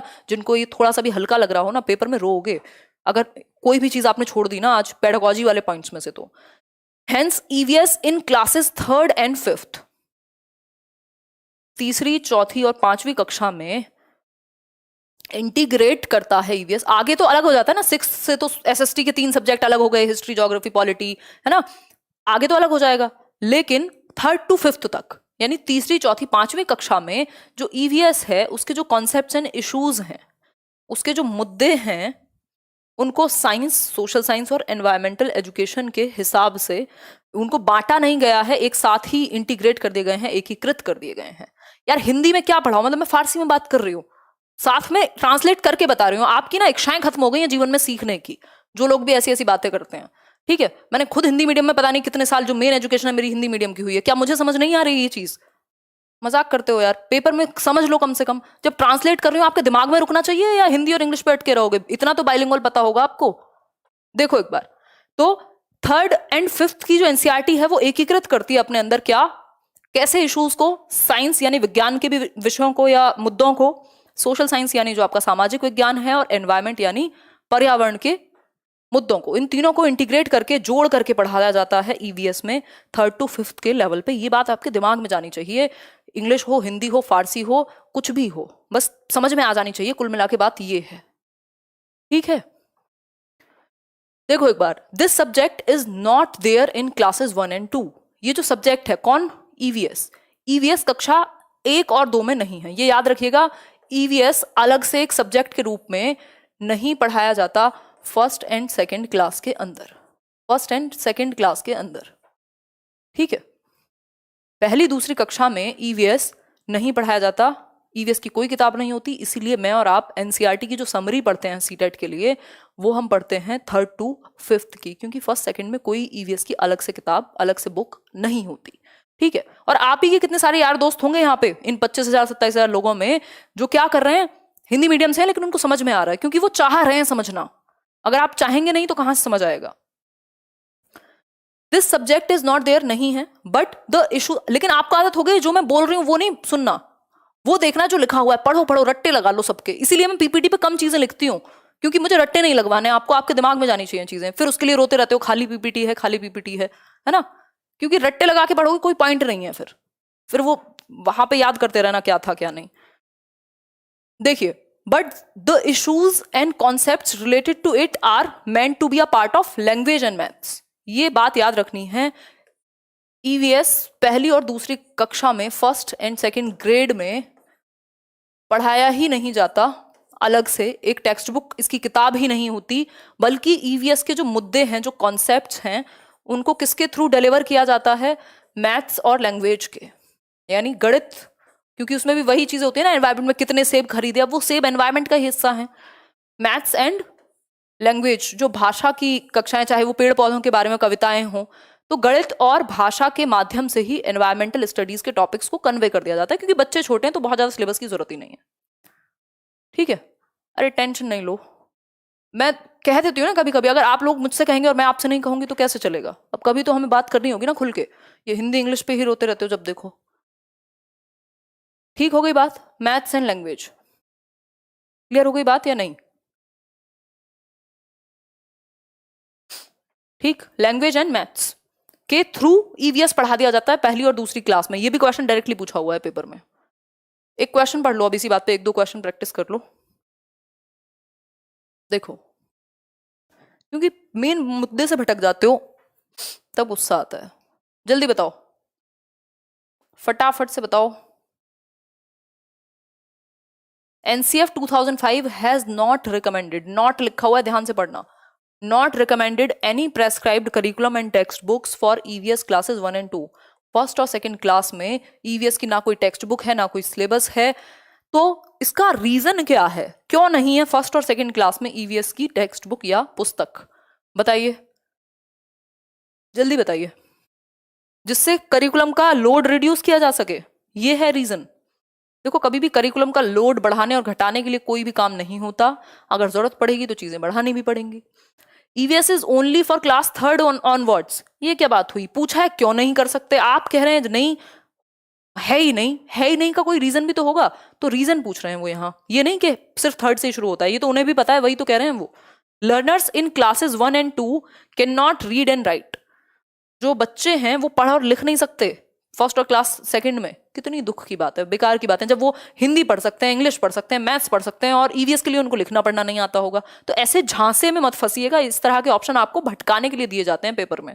ठीक है, फिर है to provide a contextual learning environment. बिल्कुल सही बात है, संदर्भ में सीख जाए बच्चा उन सब्जेक्ट्स को। कैसे? संदर्भ का मतलब क्या है? मैथ्स और लैंग्वेज के संदर्भ में, मैथ्स और लैंग्वेज के थ्रू। ठीक है, इतनी बात समझ लोगे या नहीं? लैंग्वेज समझ ली तो काम बन जाएगा। आगे बढ़ेंगे, एक और क्वेश्चन इसी से related. In EVS concepts and issues have not been compartmentalized. Environment के अंदर, ईवीएस के अंदर जो मुद्दे हैं उनको बांटा नहीं गया साइंस और सोशल साइंस में। इसका रीजन बताइए। इंटीग्रेटेड अप्रोच अभी 2 मिनट पहले किया था जब आपको अंग्रेजी की बुराइयां याद आ रही थी। बताओ एक बार, उर्दू में कराऊं? हाँ कराऊंगी, कल से मुझे ही सिखा दो सारी भाषाएं, मेरा तो ज्ञान बढ़ जाएगा, आपका कैसे बढ़ेगा ये बताओ। मैं तो खुद इतना ध्यान रखती हूँ, ये ट्रांसलेशन इसीलिए शुरू किया था कि आप सभी समझ पाए एटलीस्ट। करा देंगे धीरे धीरे, हिंदी इंग्लिश दोनों में लिखवा दिया करेंगे, भर देंगे पूरा पेज यहाँ पे, है ना, जैसे किताबों से पढ़ रहे हो। बताओ एक बार। देखो कितने महान लोग हैं। कई लोग कह रहे हैं क्योंकि सिलेबस सीबीएसई ने बनाया है। अरे हमें नहीं पता क्या? ये पागल हैं क्वेश्चन पूछने वाले, इन्हें नहीं पता सीबीएसई ने बनाया सिलेबस। ये यूं पूछ रहे हैं कि भैया कंपार्टमेंटलाइज क्यों नहीं किया, अलग क्यों नहीं किया? साइंस की अलग बुक, सोशल साइंस की अलग बुक, ईवीएस की अलग, ऐसे क्यों नहीं किया? ईवीएस में क्यों दे दिए तीनों चीजें? तो सिंपल बात है, होलिस्टिक अप्रोच अपनानी थी। बच्चा होलिस्टिकली देखता है अपने एनवायरमेंट को, एज अ होल देखता है, वो अलग अलग नहीं देखता तीनों सब्जेक्ट्स को। इसलिए 3rd to 5th में होलिस्टिक मैनर में लर्निंग देने के लिए उन्होंने नहीं किया। It is a good teaching learning strategy. ये फिर से अगेन, ये लोड वोड कम करने के लिए नहीं होता। देखो इसको पढ़ना, in EVS concepts and issues have not been compartmentalized. इस नॉट का मतलब वो वाला नॉट नहीं है जो इन जनरल होता है। ये नॉट का मतलब है कि भाई क्यों नहीं अलग किया, सिंपल बात है। आगे बढ़ेंगे इसी बात पे। अब हम टेक्स्ट बुक की कुछ विशेषताओं के बारे में बात कर लेते हैं ईवीएस की। देखिए, टेक्स्ट बुक यानी पाठ्यपुस्तक, पाठ्यपुस्तक है ना। देखिए फटाफट से, अगर मैं बात करूं, text book is not the only source of knowledge. क्या है ये बात मैं आपको लगभग हर सब्जेक्ट में बता चुकी हूं कि एकमात्र सोर्स, एकमात्र संसाधन नहीं है टेक्स्ट बुक। इसके अलावा भी हजारों चीजें हैं जिसके माध्यम से आप ज्ञान का निर्माण कर सकते हैं, नॉलेज को कंस्ट्रक्ट कर सकते हैं। Text book is just one of the mediums और रिसोर्सेज, यानी जो पाठ्य पुस्तक है वो बहुत सारे संसाधनों में से एक संसाधन है, बट एकमात्र संसाधन नहीं है। ठीक है, पाठ्य पुस्तक एक संसाधन है, एक अच्छा संसाधन है, एक अच्छा रिसोर्स है, बात सही है, बट एकमात्र संसाधन यानी ओनली रिसोर्स नहीं है। एक तो ये ओनली के ऑप्शंस ना हमेशा ध्यान रखा करो, ये ओनली जो है ये आपको हमेशा गलत ही तरफ लेके जाता है 99% इन द केसेस।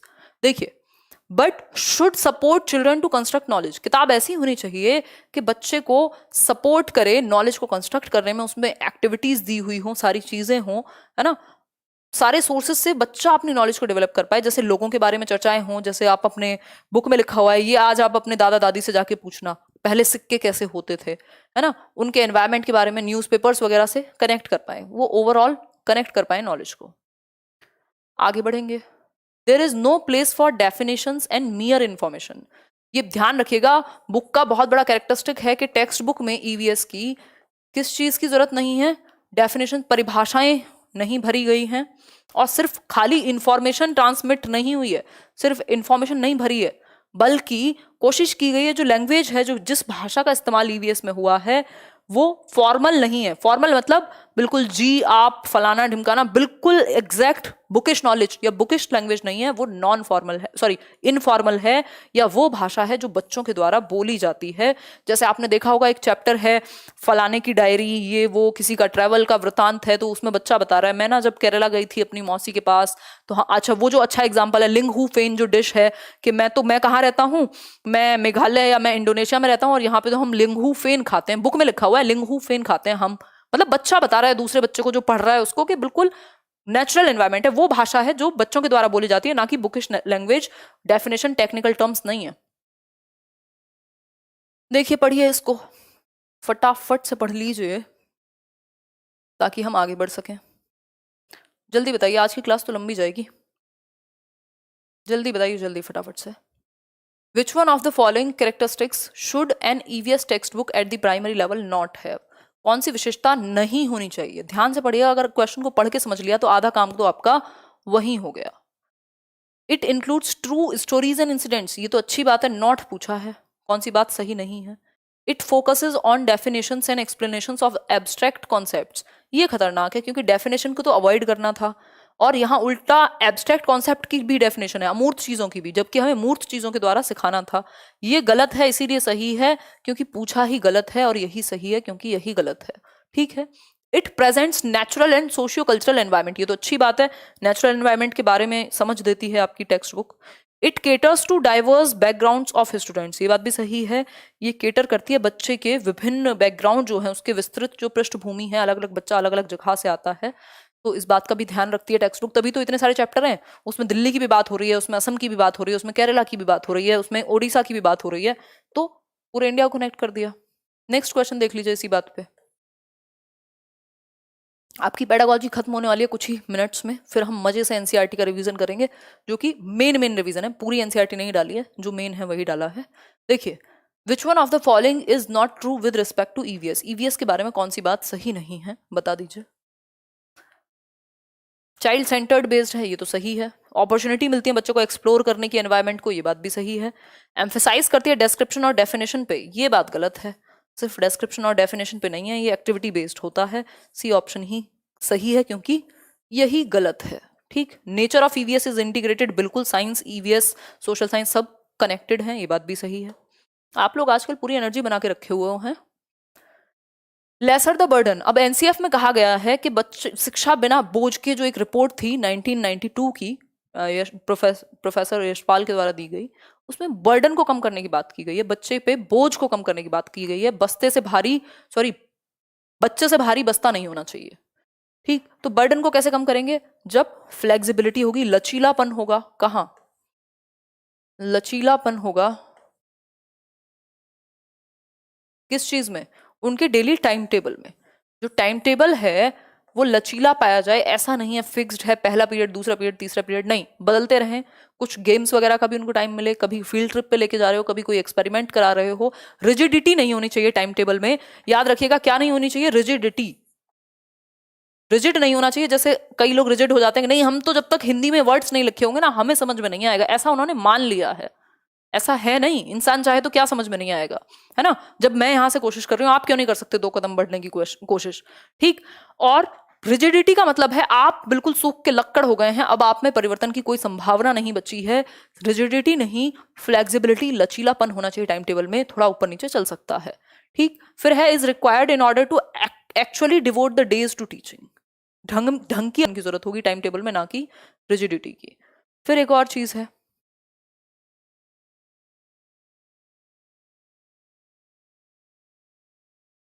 हाँ आपके 3-4 ही पेजेस बचते हैं आपके पेडागोजी के। देखिए,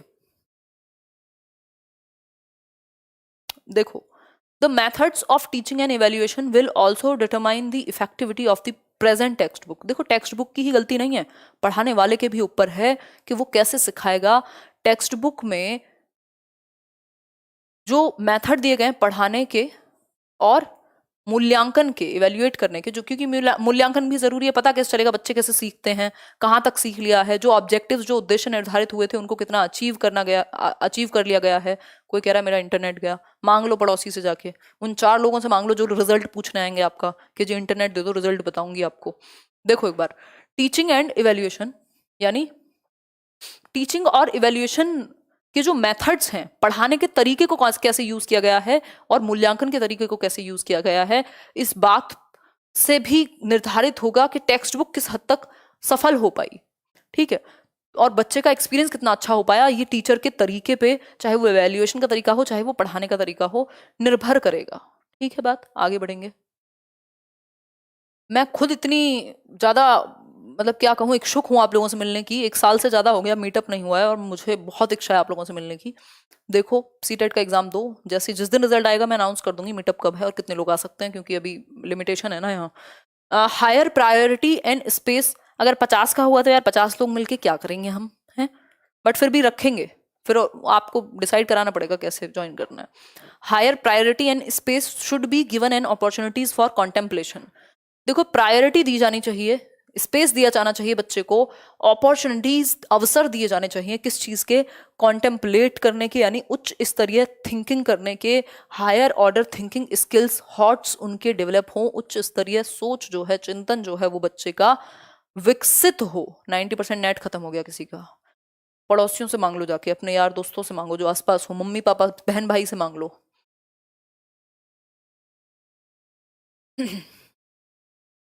अपने बहन भाई से कहो कि तुम्हारी कोई बात नहीं बताऊंगा या बताऊंगी, आज इंटरनेट दे दो, नहीं तो मैं पापा मम्मी को ये वाली बात बताने जा रही हूँ या जा रहा हूँ। देखो, दे सकते हैं इंटरनेट, संभावना है ये वाले मेथड्स आपके काम आए। देखो एक बार, मैं नहीं करती हूँ ये। देखो एक बार, उच्च चिंतन सोच,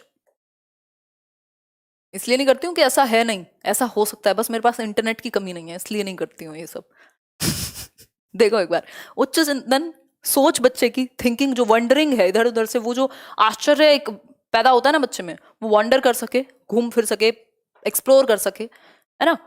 छोटे समूहों में चर्चा और अनुभव वाली गतिविधियों के अवसर देने चाहिए, यानी स्मॉल ग्रुप्स में एक्टिविटी कराइए। पीयर लर्निंग को बढ़ावा दीजिए, पीयर लर्निंग को बढ़ावा दीजिए। शादी कब कर रहे हैं, मैंने अभी कल परसों ही बताया था कि अब ये सवाल कोई नहीं पूछेगा, उसका मैंने प्रॉपर तर्क दिया था आपको, है ना।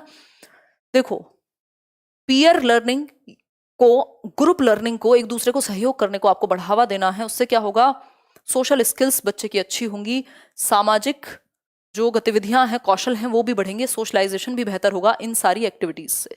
ठीक है, एक और पॉइंट है जो कि लास्ट है, text book of EVS is child centred. जो बुक है, पुस्तक है आपकी ईवीएस की, वो कैसी है, बाल केंद्रित है। So that children get a lot of space to explore, ताकि बच्चों को एक्सप्लोर करने का मौका मिले, अन्वेषण का मौका मिले, और वो कंपेल्ड ना हो क्या, किस चीज के लिए, रटने के लिए। अगर बाल केंद्रित एक्टिविटीज होंगी बुक में तो बच्चों को रटने की जरूरत नहीं पड़ेगी, शौक थोड़ी किसी को रटने का, है ना, शौक थोड़ी है किसी को रटने का। आगे बढ़ेंगे। Which one of the following should be the most important aspect of EVS teaching at primary level? यानी प्राइमरी लेवल पर ईवीएस को पढ़ाने का सबसे महत्वपूर्ण पक्ष क्या हो सकता है, ये आप बता दीजिए, फिर हम आपकी पेडागोजी को विराम दे देंगे। माई chat is disabled in live chat, shake कर रहे हैं। आपने इतने कमेंट किए होंगे कि ऑटोमेटिकली हो गया होगा, मेरे हाथ में नहीं होता उसको एनेबल करना, देखूंगी मैं, नहीं तो कोई और आईडी बनाओ, कुछ सीखो अपने भाई बहनों से। यहाँ पे ऐसे ऐसे लोग हैं जिनको ब्लॉक कर दो, वो 2 मिनट में नई आईडी बना के आ जाते हैं। सीखो ऐसे लोगों से कुछ। पीयर लर्निंग नहीं करते हो, शेख मेल करते रहते हो। 23,000 लोग देख रहे हैं, जरा लाइक और शेयर भी देख लें कितने हैं। बहुत बढ़िया।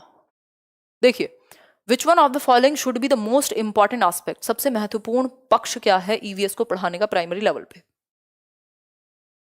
एक्टिविटीज कंडक्ट हो सकती हैं और बच्चों में स्किल डेवलप होंगे, बिल्कुल सही बात है। अचीविंग सक्सेस इन असेसमेंट, यानी सक्सेस को अचीव कर पाएंगे आप आकलन में, ये थोड़ी मेन मुद्दा है कि आप आकलन में सक्सेसफुल हो पाए। Understanding the basic concepts of science, science क्यों, ईवीएस भी है, सोशल साइंस भी है। Connecting learners to the natural and socio cultural environment, ये बात सही है, ये बात सही है। देखो कितना मस्त क्वेश्चन है, बेस्ट क्वेश्चन है ये। अगर आपने, कई लोग करते हैं ना, वो बड़े स्मार्ट बनते हैं, उनको लगता है मैं टाइम बचा लूं पेपर में, तो वो क्या करेंगे, अगर उनको 2 ऑप्शन में अच्छा लग गया ना कोई ऑप्शन, वो वहीं आंसर करके और आगे बढ़ जाएंगे कि टाइम बचा लिया। और अगर आपने चारों ऑप्शन नहीं पढ़े ना पेपर में, तो बर्बादी निश्चित है, क्योंकि यहां लैंग्वेज का ही खेल है सीटेट में। अगर आपने ये डी तक नहीं पढ़ा था तो आपको पता ही नहीं लगता कौन सा ऑप्शन बेस्ट है। ए में कोई दिक्कत नहीं थी, कोई खराबी नहीं थी, ए ऑप्शन बहुत अच्छा था कि conducting activities and developing skills, यानी बिल्कुल आप कंडक्ट करें और स्किल्स को भी डेवलप करें, कोई दिक्कत नहीं है। But connecting learners to the natural and socio cultural environment, सामाजिक सांस्कृतिक संदर्भ में अगर आप जोड़ पाए तो ज्यादा अच्छा है, तो डी ऑप्शन। आगे बढ़ेंगे, इसलिए स्पीड आपकी अच्छी होनी चाहिए, आपका रिवीजन बहुत अच्छा होना चाहिए। यहां तक कि पेडागोजी की बात थी, 15 नंबर आपके निश्चित हो गए हैं। अगर आप ध्यान से पेपर को रिवाइज करेंगे, इस चीज को प्रैक्टिस करेंगे, थोड़ी सी हवा में नहीं आएंगे नंबर प्रैक्टिस करने से आएंगे, थोड़ा बहुत रिवीजन करने से आएंगे, अंडरस्टैंडिंग अगर अच्छी होगी तब नंबर आएंगे। ठीक है बात, मैंने आपको अपनी तरफ से बता दिया है, इसको रिवाइज कर लीजिएगा मल्टीपल टाइम्स। अब हम एनसीईआरटी को फटाफट से मेन पॉइंट को रिवाइज करेंगे, बहुत जल्दी से कर देंगे, आधे घंटे में ही। देखो ये मैं थोड़ा सा स्पीड में चलूंगी क्योंकि आपको करा चुकी हूँ बहुत बार। स्कूल जाने का, स्कूल कैसे जाते हैं असम के बच्चे? बांस और रस्सी के ब्रिज को बना करके असम में बच्चे स्कूल जाते हैं, जो आप देख पा रहे हैं। आगे बढ़ेंगे, कुछ इंपॉर्टेंट पॉइंट्स हैं। असम में बच्चे बैम्बू और रोप ब्रिज से जाते हैं, यानी बांस और रस्सी के ब्रिज को बना करके। ट्रॉली का इस्तेमाल स्कूल जाने के लिए किया जाता है लद्दाख में। सीमेंट ब्रिज का इस्तेमाल नॉर्मल एरियाज में किया जाता है पानी के ऊपर। वैलम जो है एक छोटी सी लकड़ी की नाव है जो केरला में चलती है। कैमल कार्ट क्या है, राजस्थान में चलती है। कैमल कार्ट कहाँ चलती है, राजस्थान में। ठीक, ऊंट गाड़ी, इतना तो पता ही है आपको। बुलक कार्ट्स जो बैलगाड़ी है वो विलेजेस, जो प्लेन विलेजेस हैं, जो समतल एरिया है वहां चलती है। जो उत्तराखंड में अनइवन रास्ते हैं वहां पे रॉकी पाथ्स हैं, ये हमें पता है। जो एक पक्षी की आंखें हैं वो उसके सर पे होती हैं और उसके जो कान हैं वो होल्स होते हैं, छोटे छोटे छिद्र होते हैं जिनसे वो सुन पाता है। सर पे आंख होती है उसकी दोनों तरफ। ठीक, और अगर वो, अभी आगे बताऊंगी, लिजार्ड अगर वो सेम ऑब्जेक्ट पे देखेगा तो दोनों आंखें एक साथ फोकस करेंगी, नहीं तो वो दोनों आंखों से अलग अलग 2 ऑब्जेक्ट पे भी देख सकता है। लिजार्ड के भी ईयर ऐसे ही होते हैं, छेद होते हैं उसके भी छोटे छोटे, सिंपल बात है। ठीक है, कोई दिक्कत नहीं है। और crocodile too has its ears like, और सर्दियों में लिजार्ड जो है वो सोने चली जाती हैं पूरे सर्दी के सीजन में, जो छिपकलियां हैं। क्रोकोडाइल जो है मगरमच्छ, उसके भी जो ईयर हैं वो ऐसे ही होते हैं, छेद जैसे होते हैं, और आंखें उसकी भी सर पे ही हैं एक तरीके से। ये आप देख पा रहे हैं क्रोकोडाइल के ईयर भी कैसे हैं, एक छेद की तरह बने हुए हैं, और छिपकली के भी छेद की तरह जो कान हैं वो बने हुए हैं, ये आप देख पा रहे हैं। डर मत जाइएगा इसको देख करके। कोई कह रहा है इस पिक्चर को देख के अति सुंदर, पहचान ही लेते हो ना अपने यार दोस्तों को। देखो एक बार, ferry is a kind of boat, ferry एक तरह की बोट है जो केरला में इस्तेमाल की जाती है। ठीक है बात, आगे बढ़ जाएंगे। एनसीईआरटी में ट्रेन टिकट की कुछ विशेषताएं हैं, 6 विशेषताएं हैं, इनको अच्छे से समझ लीजिएगा। अगर 5 ही हैं वैसे विशेषताएं, ये तो विशेषता नहीं है, ये तो डिटेल है। इन 5 को अगर याद रखोगे तो क्वेश्चन गलत नहीं होगा। ट्रेन टिकट पे पूछा जा चुका है क्वेश्चन। ट्रेन नंबर लिखा होगा, कब से जर्नी स्टार्ट होगी ये होगा, कौन सा बर्थ और कोच नंबर है, डब्बा कौन सा है, चार्जेस कितने हैं, उसकी कॉस्ट क्या है टिकट की, और डिस्टेंस कितना है जहां से आप जा रहे हैं। ठीक है बात, ये कुछ चीजें ट्रेन टिकट पे होती हैं, ये 5 चीजें आप याद रखेंगे। कर्णम मल्लेश्वरी के बारे में फिर से समझ लो। एनसीईआरटी को ही फॉलो करना है, किसी गूगल किसी बहुत अच्छी किताब को फॉलो नहीं करना। एनसीईआरटी ही भगवान है आपके सीटेट के पेपर के लिए। ठीक, अगर मैं बात करूं कर्णम मल्लेश्वरी की, तो कर्णम मल्लेश्वरी एक वेट लिफ्टर हैं, भार उत्तोलक हैं, जो आंध्र प्रदेश से हैं, जिनके पिताजी क्या थे, कांस्टेबल हैं। इनकी 4 बहनें हैं जो वेट लिफ्टिंग ही प्रैक्टिस करती हैं। 130 किलोग्राम तक का वजन ये उठा लेती हैं। 12 वर्ष की उम्र में इन्होंने वजन उठाना यानी वेट लिफ्टिंग शुरू की थी। 29 इंटरनेशनल मेडल्स ये जीत चुकी हैं। यही सारी कहानियां जो आपको याद रखनी है, बार बार याद रखनी है, नहीं तो क्या होगा, दिक्कत हो जाएगी, परेशानी होगी, दुख और दर्द दोनों चीजें होंगी। बेइज्जती ना करो प्लीज। किसकी कर दी बेइज्जती? अरे मजाक करती हूँ मैं यार, दुखी क्यों हो जाते हो? अनुज कह रहे हैं ये जो 213 अनलाइक वाले हैं उनका एड्रेस कहाँ मिलेगा? अरे कोई बात नहीं यार, सबको आजादी है इस देश में कुछ भी करने का। रेटिंग स्केल में ऑब्जर्वेशन की स्किल लगती है, क्योंकि आप रेटिंग किसी को देंगे, अगर आप पिज्जा खाने जा रहे हैं और कह रहे हैं कि कुछ लोग तो इतने दुखी हैं, उनको उनका जीवन इसलिए चल रहा है कि ये 2 चैनल हैं दुनिया में या ये 4 चैनल हैं, ये इससे अच्छा है, दूसरा इससे बढ़िया है, ये जो कहानियां हैं ना, ये बड़ी खराब हैं, ये आपके जीवन को नष्ट कराएंगी, किसी का कुछ नहीं जाएगा। सिंपल बात है, मुझे जो करना है वो मैं करूंगी, किसी और को जो करना होगा वो करेगा। आप बेकार में अपने मन को गंदा कर रहे हैं, हेट फैला करके अपने आप को बुरा समझ रहे हैं, है ना। कुछ फर्क नहीं पड़ता इससे 0.1% का भी। ठीक है, मैं पिछले 4-5 साल में बहुत कुछ देख चुकी हूँ, मुझे बिल्कुल फर्क नहीं पड़ता कुछ चीजों का। ठीक है, जो लोग यहाँ सीखने आते हैं उनका फर्क पड़ता है बस। देखो, कर्णम मल्लेश्वरी बहुत इंपॉर्टेंट बात बता रही थी, मैं बीच में इधर उधर चली गई। खैर कोई बात नहीं, तो कोई बार बार पूछा जा चुका है और आपको ध्यान रखनी है ये बात।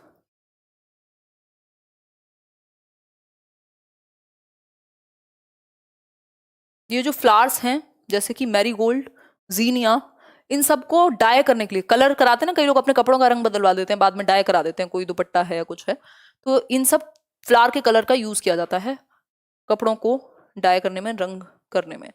जो फ्लावर वैली है, जो फूलों का बगीचा कह लीजिए आप इसको, या जो भी इसका टेक्निकल नाम होता होगा, उत्तराखंड में पाई जाएगी, ये बात भी आप याद रखेंगे। वो कौन सी मूवी है वो, हमारी अधूरी कहानी, उसमें दिखाया गया है, उससे आप याद रख लेंगे इस बात को, कोई दिक्कत आपको नहीं होगी। उत्तराखंड कहाँ है? नॉर्थ में है। कन्नौज डिस्ट्रिक्ट में इत्र यानी वो परफ्यूम के लिए फेमस है, कन्नौज डिस्ट्रिक्ट यूपी में है ना। फिर है नेक्स्ट मधुबनी पेंटिंग, बहुत इंपॉर्टेंट है। मधुबनी पेंटिंग कैसे बनाई जाती है? पहले तो ये लोक कला का एक हिस्सा है ना। और ये मधुबनी इसका नाम इसलिए पड़ा क्योंकि मधुबनी एक डिस्ट्रिक्ट है बिहार का, क्या है, एक जिला है बिहार का, जिसके नाम पे मधुबनी पेंटिंग का नाम पड़ा और ये लोक कला की फॉर्म बन गई मधुबनी पेंटिंग, है ना। ये हमने बता ही दिया है आपको। बनती कैसे है ये? पेस्ट ऑफ पाउडर्ड राइस, यानी जो पेस्ट है, जो चूरा है, जो बिल्कुल राइस का पेस्ट बनाया जाता है, उनको पीस करके, राइस को यानी किसको, चावलों को पीस करके, और उसमें कुछ कलर मिक्स किए जाते हैं जो नेचुरल कलर होते हैं, जैसे हल्दी पीले रंग के लिए मिक्स कर देंगे, टर्मरिक को, इंडिगो यानी नीले रंग के लिए नील को मिक्स कर देंगे, है ना, उजाला 4 बूंदों वाला याद ही होगा आपको। फिर है आपको टर्मरिक, हमने समझ लिया, कलर के लिए नेचुरल कलर ऐड होते हैं, फ्लावर्स के कुछ कुछ कलर, ट्रीज के कुछ कुछ कलर इसमें ऐड होते हैं। कोई दिक्कत परेशानी, कोई दर्द, कोई दुख इसमें हमें बिल्कुल भी नहीं होगा। ऐड हमारी वीडियो पे हमें ही दिखाए जा रहे हैं, बहुत बढ़िया। देखिए आगे बढ़ेंगे, अगर मैं बात करूं, फिर नेक्स्ट पॉइंट है, ये जो पेंटिंग्स हैं इनमें दिखाया क्या जाता है, ह्यूमन बींग्स होते हैं। ह्यूमन बींग्स, एनिमल्स हो सकते हैं, चूहे बिल्ली what ever it is, trees हो सकते हैं, पता नहीं अब ट्री तो मैं कितना ही अच्छा बना पाऊंगी, क्योंकि मेरी ड्राइंग माशाल्लाह है, बिल्कुल बनेगा भाई, ट्री बनेगा, ऐसे क्या हल्के में ले रहे हो क्या, है ना। फ्लावर्स हो सकते हैं, अब एक और कोशिश नहीं करूंगी, बर्ड्स होते हैं, फिश, और बहुत सारे अलग अलग एनिमल इसमें पाए जाते हैं। ठीक है बात। फिर है नेक्स्ट पॉइंट, बेलवेनिका विलेज कहाँ है? कर्नाटका में है। कर्नाटका के पड़ोसी केरला है, आंध्र प्रदेश है, ये सब कर्नाटका के पड़ोसी हैं। गीजूबाई बड़ेका गुजरात में रहते थे और इन्होंने बहुत सारी कहानियां लिखी हैं, दिवा स्वप्न इनकी एक बहुत फेमस बुक है। ठीक है, आगे बढ़ते हैं। एक इंडियन रॉबिन, ये एक पक्षी है इंडियन रॉबिन, ये क्वेश्चन आया भी हुआ है, ये रोड साइड यानी रोड के साइड में पत्थरों के बीच में अपने अंडे देता है इंडियन रॉबिन। ठीक है, क्लियर हुई ये बात। डव पक्षी के बारे में मैंने लास्ट टाइम आपको एनसीईआरटी में कराया था, जिन्होंने वीडियो देखी हो याद करना कि डव के बारे में क्या बात बताई थी, है ना। देखिए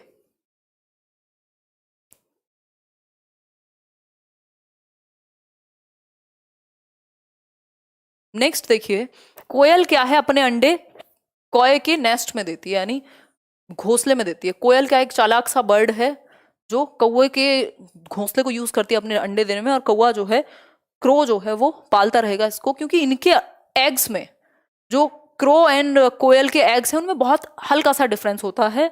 जो कोयल के एग है वो छोटे से होते हैं, हल्के से छोटे होते हैं कौए के यानी क्रो के एग से। बर्ड्स जो है, पक्षी जो है, वो अपने अंडों का इस्तेमाल सिर्फ, सॉरी अपने अंडों नहीं, अपने घोंसले का इस्तेमाल सिर्फ अंडे देने के लिए करते हैं, उसके बाद वो छोड़ देते हैं इसको, जैसे ही वो हैच करते हैं और थोड़े से उनके जो चिक्स हैं, जो उनके छोटे छोटे बच्चे हैं, वो बड़े होते हैं। तो ठीक हो गई बात, कोई समस्या परेशानी, कोई दर्द, कोई दुख नहीं होगा। आगे बढ़ेंगे। नालमंदा इज इन आंध्र प्रदेश, नालमंदा एक जगह है जो कि आंध्र प्रदेश में है, और आंध्र प्रदेश कहाँ है? ये बे ऑफ बंगाल के बिल्कुल आप कह सकते हैं बे ऑफ बंगाल में, बे ऑफ बंगाल की बाउंड्री पे ही है, या इसके बाउंड्री पे बे ऑफ बंगाल है। ठीक, इसके और भी पड़ोसी राज्य हैं, चाहे वो तमिलनाडु हो, कर्नाटका हो। ठीक, होलगुंडी ये भी कर्नाटका में है, कर्नाटका यहाँ कहीं पाया जाएगा। जो बच्चों की पंचायत है होलगुंडी विलेज में, उसको क्या कहा गया है? भीम संघ कहा गया है, भीम संघ, भीम संघ कहा गया है। बनियन ट्री के बारे में याद रखिएगा, इसको बरगद का पेड़ कहते हैं। ये इसकी ब्रांचेस लटकी हुई होती हैं, ये जो लटकी हुई हैं ये इसकी कुछ पत्तियां नहीं है, ये इसकी ब्रांचेस हैं, ब्रांचेस भी नहीं है एक्चुअली, ये इसकी रूट्स हैं, ये इसकी जड़ें हैं जो बाहर भी हैं और जमीन के अंदर भी हैं। याद रखिएगा, अंदर भी होती हैं बनियन ट्री की रूट्स। ठीक, डेजर्ट ओक एक ऐसा पेड़ है जो ऑस्ट्रेलिया में पाया जाएगा, जिसको ज्यादा पानी की जरूरत नहीं है। ओक ट्री अपने, इसकी जो रूट्स हैं ओक ट्री की, डेजर्ट ओक की, रेगिस्तानी ओक की, वो डीप जाती हैं ग्राउंड के अंदर, जहां तक वो पानी ग्राउंड लेवल वाटर को रीच कर जाएंगी, और इसके अंदर, इसके ट्रंक में जो तना होता है ना पेड़ का, उसमें पानी को स्टोर कर लिया जाता है। लोग इसमें पाइप लगा के भी पीते हैं, ऐसा भी आई थिंक हमने कहीं पढ़ा था, बताइएगा। बिहू फेस्टिवल कहाँ का है? असम का है। ठीक, और डांस कहाँ होगा? ये भी असम में ही होगा। ठीक, यहाँ पे लोग माघ बिहू को सेलिब्रेट करते हैं 14 और 15 को जनवरी के, या फिर 1 ऑफ एसएमईज कैलेंडर में। ठीक है बात, आगे बढ़ेंगे। भेला घर बनाते हैं लोग, किससे? बांस से। कहाँ पे? असम के अंदर। और पोचमपल्ली जो है, Muktapur village is in Pochampally district. Pochampally कहाँ है? डिस्ट्रिक्ट है। यहाँ की कुछ चीज फेमस है वो आप बता दीजिएगा। साड़ियाँ, आंध्र प्रदेश के अंदर आता है ये। ठीक, जो ट्रेडिशन है पोचमपल्ली के, वो वीविंग है, टॉय मेकिंग है, परफ्यूम प्रोडक्शन है, जो कि हमने अभी परफ्यूम प्रोडक्शन, कन्नौज भी फेमस है, ये भी हमने सुना था। ठीक, कुछ जगह वहाँ के नाम से फेमस हो जाती हैं, जैसे कुल्लू के शॉल्स, मधुबनी की पेंटिंग्स, असम की सिल्क और कश्मीरी एम्ब्रॉयडरी फेमस है। आबू धाबी कहाँ है? यूएई में, इसकी कैपिटल है। ठीक, और वहाँ क्या चलता है बता दीजिएगा? दिरहम। ठीक, वहाँ की जो करेंसी है। पेट्रोल सस्ता है पानी से आबू धाबी में, और डेट पाम्स भी वहाँ मिलते हैं जो खजूर हैं। ल्यूटेनेंट कमांडर वहीदा प्रिज्म की हमने कहानी सुनी थी, ये पहली महिला बनी थी परेड को लीड करने वाली, और ये थन्ना मंडी डिस्ट्रिक्ट से हैं, जम्मू एंड कश्मीर के। एक परेड में 36, अब 26 जनवरी आ रहा है, परेड होगी ना, 36 कमांड्स होती हैं। ये पहली महिला थी जिन्होंने परेड को लीड किया। अब एक और चीज देख लीजिए, जो तिब्बतन है, इसको भोती लैंग्वेज भी कहते हैं। तिब्बतन भाषा को भोती लैंग्वेज भी कहते हैं, भोती भी कहा जाता है। और ये कहाँ बोली जाती है भोती भाषा? जूले जूले कह सकते हैं, जिसमें हम वेलकम को हमने पढ़ा है, लद्दाख में बोली जाती है। ठीक है बात। मदर, भोती लैंग्वेज में मदर को आमाले कहा जाएगा और फादर को आबाले कहा जाएगा। ठीक है, लद्दाख अगर आप मैप पे देखना चाहें यहाँ पर है। ठीक है, आगे बढ़ेंगे। जो चींटियां हैं वो एक दूसरे के पीछे मूव करती हैं, एक स्मेल छोड़ती हैं, एक गंध छोड़ती हैं, जिसको सूंघते हुए बाकी चींटियां इनके पीछे पीछे इनको फॉलो करती रहती हैं। तो ये झुंड में ऐसी चलती हैं, लाइन वाइज, जो आपकी एंड्स हैं या फिर चींटियां हैं। ठीक हो गई बात, आगे बढ़ेंगे। A silkworm can find its female worm from many kilometers away by her smell। है ना, तुझे तेरी खुशबू से पहचान लूंगा, किलोमीटर्स दूर से। जो सिल्क वॉर्म है, जो रेशमी कीड़ा है, वो अपनी फीमेल वॉर्म को, अपनी फीमेल पार्टनर को किलोमीटर्स से पहचान लेता है, जस्ट उसकी स्मेल से। पता नहीं कौन सा इत्र ये लगाती हैं, है ना। फिर है मॉस्किटोज कैन फाइंड, जो मच्छर हैं वो भी हमारे जैसे लोगों को, ह्यूमन बॉडी को दूर से ही स्मेल करते हैं। और जो हमारे तलवे हैं, यानी जो सोल हैं हमारे फीट के, उनकी गर्माहट से ये मच्छर हमारे पास उड़ते हुए आते हैं और तेरा खून चूस लूंगा कह के खून चूस लेते हैं। ठीक, फिर आप ऑल आउट, मोर्टीन और पता नहीं क्या क्या लगाते होंगे। ठीक, आगे बढ़ेंगे। नेक्स्ट पॉइंट, जो डॉग्स हैं वो भी अपना एरिया मार्क कर देते हैं अपने यूरिनेशन के थ्रू। मूत्र, जो मलमूत्र है, बेसिकली मूत्र ही कहेंगे, ये क्या करेंगे, पूरा एक एरिया मार्क कर देंगे, बाउंड्री बना देंगे। और ये क्या करते हैं, स्मेल कर सकते हैं किसी भी एक नए कुत्ते को अपने एरिया में, अपने इलाके में, उसकी स्मेल ऑफ यूरिन से। ठीक है, कि कोई और भी हमारे इलाके में आया है कि नहीं, ये उसकी स्मेल से ही पता लगा लेते हैं। ठीक, अब जो ज्यादातर बर्ड्स हैं उनकी जो आंखें हैं वो उनके सर पे होती हैं, यानी दोनों साइड उनके सर के। ये उनकी खोपड़ी है, एक इस तरफ है आंख, एक इस तरफ है। जैसे ये हमारी खोपड़ी है, एक आंख इस तरफ होती, दूसरी इधर होती, तो हम भी बर्ड कहलाते। ठीक है, फिर है इनकी जो आंखें हैं वो हेड के दोनों साइड होती हैं। जब ये एक एक ही ऑब्जेक्ट पे फोकस करती है ना, एक जगह पे दोनों आंखें फोकस कर सकती हैं, तो सिंपल है, जब ये स्ट्रेट यानी सीधे देख रहे होते हैं तो एक जगह पे इनकी दोनों आंखें फोकस कर रही होती हैं, जैसे ये बर्ड अभी सीधे देख रहा था। ये बात मैंने आपको बता दी है कि when the birds look straight both their eyes focus on the same object. ये बात क्लियर है। In most of the birds eyes are fixed and can not move. ये बात आपको याद रखनी है। हेड के दोनों साइड है लेकिन ये मूव नहीं कर सकती, फिक्स्ड होती हैं। आंखें किसकी? बर्ड्स की। ठीक है, पक्षियों की आंखें फिक्स होती हैं।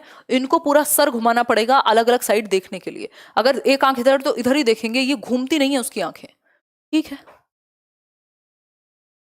फिर है कुछ, ये आया हुआ क्वेश्चन है जो आपकी काइट्स हैं, जिसको आप चील कह लीजिए, ईगल बाज कह लीजिए, और वल्चर गिद्ध कह लीजिए। महाभारत सबने देखी ही होगी इस बार। इनकी जो आईसाइट है, इनकी जो आंखों की दृष्टि है वो बहुत मजबूत होती है, हमसे 4 गुना बेहतर होती है। हमसे 4x जूम के साथ ही ज्यादा बेहतर देख पाएंगे क्लैरिटी के साथ। जो चीज हमें 2 मीटर के डिस्टेंस पे दिखेगी, इनको 8 मीटर दूर से ही दिख जाएगी, है ना। तो हमसे 4 गुना बेहतर ये देख सकते हैं। जो हम 8 मीटर, बेसिकली ये 8 मीटर से देख लेंगे, जिसके लिए हमें 2 मीटर पास जाना पड़ेगा। मान लो ये किताब है ना, ये कोई एक बुक है, इसको पढ़ने के लिए मुझे चाहिए कि 2 मीटर के डिस्टेंस पे हो, और बर्ड को आप 8 मीटर से ही वो पढ़ लेगा दूर से ही बैठ के। चिट्टी रोबोट है ये। देखिए आगे बढ़ते हैं। एनिमल्स जो हैं उतने कलर्स नहीं देख पाते जितने हमें दिखते हैं, है ना। उनकी दुनिया इतनी रंगीली नहीं होती जितनी हमारी होती है। ऐसा बिलीव किया जाता है जो एनिमल्स हैं जो दिन में जगते हैं वो फिर भी थोड़े बहुत कलर देखते हैं, लेकिन जो एनिमल्स रात को जगते हैं उनको क्या है, बहुत कम दिखाई देता है, या ब्लैक एंड व्हाइट में ही दिखाई देता है। जैसे उल्लू है, ये रात को जगता है तो इसको सिर्फ 2 ही कलर दिखाई देंगे, ब्लैक एंड व्हाइट, है ना। यानी ब्लैक एंड व्हाइट टीवी की तरह इनकी आंखें बन गई हैं। यानी सफेद और काला, सिर्फ 2 ही रंग नजर आएंगे उन एनिमल्स को जो रात में जगते हैं। उल्लू अपने, यानी आउल जो है, अपनी गर्दन को बहुत एक्सटेंड तक घुमा सकता है, लेकिन मैना जो है वो झटके से आगे पीछे करती है गर्दन। ये बात याद रखिएगा।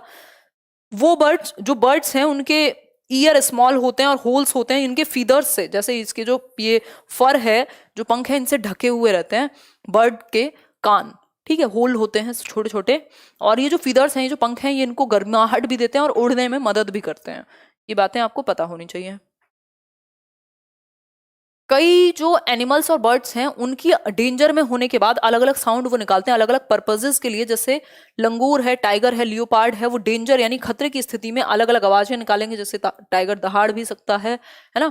कुछ एनिमल्स अलग सा बिहेव करना शुरू कर देते हैं क्योंकि उनको वाइब्रेशंस या पहले ही पता लग जाता है किसी भी एक नेचुरल कैलेमिटी के बारे में, किसी भी एक भूकंप या स्टॉर्म या कुछ भी सुनामी के बारे में। ऐसा हुआ भी था, एक ट्राइब थी अंडमान एंड निकोबार में जो बच गई थी क्योंकि उनके एनिमल्स ने अलग सा बिहेव करना शुरू कर दिया था।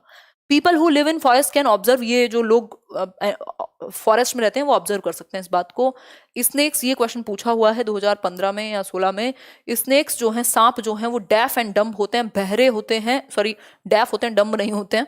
ठीक है, ये बहरे होते हैं। ये बीन की आवाज से नहीं, वाइब्रेशंस से आते हैं। जो मूवीज में दिखाया जाता है वो गलत है। जो वाइब्रेशंस हैं ग्राउंड पे, जैसे आप चल रहे हैं तो आपके पैर कुछ वाइब्रेट, कुछ तो हलचल हो रही होगी, उसको ये फील करते हैं, ना कि सुनते हैं। आवाज इनको सुनाई नहीं आती, है ना। आप सांप के बारे में बात कर रहे हो, सांप आपके सामने, और आप किसी से कह रहे हो देखो इसको मारूंगा, तो भाग नहीं जाएगा, उसको समझ में नहीं आता, उसके कानों में सुनाई नहीं देता। बट अगर आप चलेंगे तो वो वाइब्रेशन फील कर लेगा। ठीक, किसने किसको सजेस्ट किया? स्लॉथ, आज मैं स्लॉथ बन गई थी क्योंकि मैं 12 घंटे सोई थी बहुत ही टाइम के बाद, मेरी तबीयत अच्छी नहीं थी तो मैंने रेस्ट किया। ठीक, 12 घंटे तो बिल्ली सोती है ना एक दिन में, आप सभी लोगों को बताया ही था। स्लॉथ एक भालू जैसा दिखने वाला एनिमल है, बट भालू नहीं है। 17 घंटे सोता है एक दिन में। ठीक है, 17 घंटे सोता है, एक ट्री पे उल्टा लटक के सोता है, अपसाइड डाउन, और 40 साल की उम्र में लगभग 8 पेड़ बदलता है। मतलब 5 साल तक एक पेड़ पे रहेगा, उसकी पत्तियां खाएगा, और जब वो खत्म हो जाएंगी तो दूसरे पेड़ पे चला जाएगा। हफ्ते में एक बार ये नीचे उतर के आता है अपने आप को रिलैक्स करने के लिए, उल्टा सोता है पेड़ पे लटक करके, और उसी पेड़ की पत्तियों को ये खाता है। इस बात को याद रखिएगा। अब स्लीप की बात हो ही रही है, सोने की, कई लोगों को तो नींद आ भी रही होगी, बेचारे जगे हुए होंगे क्लास की वजह से, है ना। देखो, अगर मैं स्लीप की बात करूं तो लिजार्ड्स जो हैं, जो छिपकलियां हैं, वो डीप स्लीप में चली जाती हैं, मस्त सोने पूरे एक सीजन के लिए। जैसे ठंड में छिपकलियां नजर नहीं आती तो हम कह सकते हैं सोने गई हैं। ठीक है, काउ स्लीप्स अराउंड 4 आवर्स, जो आपकी गाय है वो भी 4 घंटे सोती है। पाइथन, जो स्नेक नहीं होता पाइथन, 18 घंटे सोता है। जिराफ जो है वो सिर्फ 2 घंटे सोएगा, बेचारा इतना बड़े शरीर के साथ सो नहीं पा रहा। जो कैट है वो 12 घंटे सोती है, ठीक है, 12 घंटे सोती है कैट आपकी। ये बात आप याद रखेंगे या नहीं याद रखेंगे? बिल्कुल याद रखेंगे, ये क्वेश्चन आया हुआ है, इसको हल्के में मत लेना, आपको याद होने चाहिए यार्स। अब टाइगर की बात हो रही है। जो टाइगर है बहुत ही अलर्ट एनिमल है। टाइगर हमसे 6 गुना बेहतर देख सकता है। अभी हम बात कर रहे थे ना, वो एक डिफरेंट बात थी कि जो बर्ड्स हैं वो 8 मीटर मतलब बहुत दूर से देख लेती हैं चीजें। यहां बात दूसरी है, यहां बात हो रही है हमसे बेहतर रात को देख लेता है टाइगर, 6 गुना बेहतर। ठीक, जो टाइगर के विस्कर्स हैं, वो जो मूछें हैं उसकी हल्की हल्की, वो बहुत सेंसिटिव होती हैं। वो पत्तियों के खड़खड़ाने और किसी के चलने की आवाज के बीच भी फर्क कर लेती हैं, इसलिए वो अपने टारगेट को, अपने प्रे को, अपने शिकार को अंधेरे में भी ढूंढ लेता है, क्योंकि वो बहुत अलर्ट है। जो रसलिंग ऑफ लीव्स हैं, यानी पत्तियों खड़खड़ाने और किसी के चलने में आवाज को पहचान लेगा। टाइगर के कान अलग अलग डायरेक्शन में मूव करते हैं, चारों तरफ से उसको आवाजें सुनाई दे सकती हैं, इतना अलर्ट है वो। अलग अलग उसकी साउंड्स होती हैं, अलग अलग वो साउंड प्रोड्यूस कर सकता है। जब वो उसको गुस्सा आएगा या अपनी टाइग्रेस को वो बुलाता है तो अलग अलग आवाजें निकालता है, ये हम कह सकते हैं। इट कैन ऑल्सो रोर और स्नाल, ये दहाड़ सकता है, गरज सकता है, ये हम कह सकते हैं। और इसकी जो दहाड़ है, जो रोर है टाइगर का, वो 3 किलोमीटर दूर से भी उसकी आवाज को हम सुन सकते हैं। ठीक है, टाइगर इतना अलर्ट है फिर भी आजकल एंडेंजर्ड है, क्योंकि इंसान मार देता है जानवरों को अपने फायदे के लिए। ये देखिए, और कितने टाइगर बचे हैं दुनिया में ये भी पढ़ के जाइएगा, क्या पता उनका दिमाग घूमे और क्वेश्चन टेढ़ा मेढ़ा देते हैं। Only 4 types of poisonous snake, सिर्फ 4 प्रकार के ही जहरीले सांप भारत में हैं। एक तो है कोबरा, किंग कोबरा देखा ही होगा आपने, कॉमन क्रेट, रसल वाइपर जिसको डुबोइया कहते हैं, और 100 स्केल्ड वाइपर जिसको अफाई कहते हैं। CCRS ऐसे याद रख लीजिएगा, C for cobra, C for common crate, R for Russell viper और S फॉर सफाई स्केल्ड वाइपर। ठीक, अफाई कहेंगे। CCSR से याद रखिएगा। 4 प्रकार के ही जहरीले सांप भारतवर्ष में पाए जाते हैं।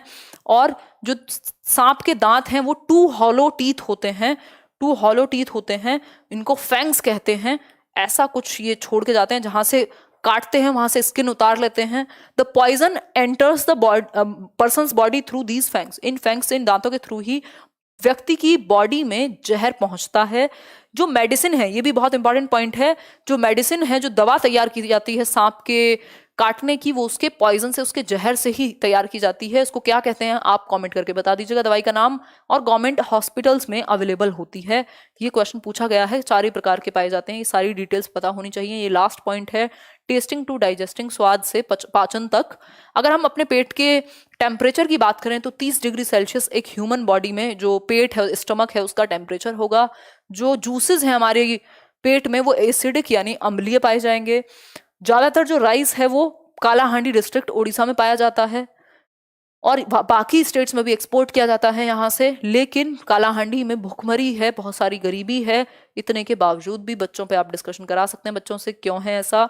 मसलिन क्लॉथ, जो मखमल, मलमल, whatever you want to call it, जो कपड़ा है, इसको चीजों को सुखाने के लिए छन्नी के रूप में यूज किया जा सकता है। जो ग्लास जार्स हैं, ये पूछा गया है, ग्लास जार या ग्लास की जो बॉटल्स हैं कांच की, उनको धूप में सुखाया जाता है अचार डालने से पहले उनमें। किस लिए? क्योंकि उनमें कोई मॉइस्चर ना बचे, उसमें कोई नमी ना बचे, इसलिए। ठीक है बात। अब ये पिचर प्लांट है, बड़ा इंपॉर्टेंट है, लास्ट टाइम भी क्वेश्चन आया है। पिचर लाइक शेप है इसकी, घड़े के जैसी। पिचर प्लांट, इसको नेपनथीज भी कहते हैं, इसका दूसरा नाम नेपनथीज भी है। नेपनथीज कहाँ पाया जाता है? तो ये भारत में अगर मैं बात करूं तो ये मेघालय में पाया जाएगा, नॉर्थ ईस्ट में मेघालय।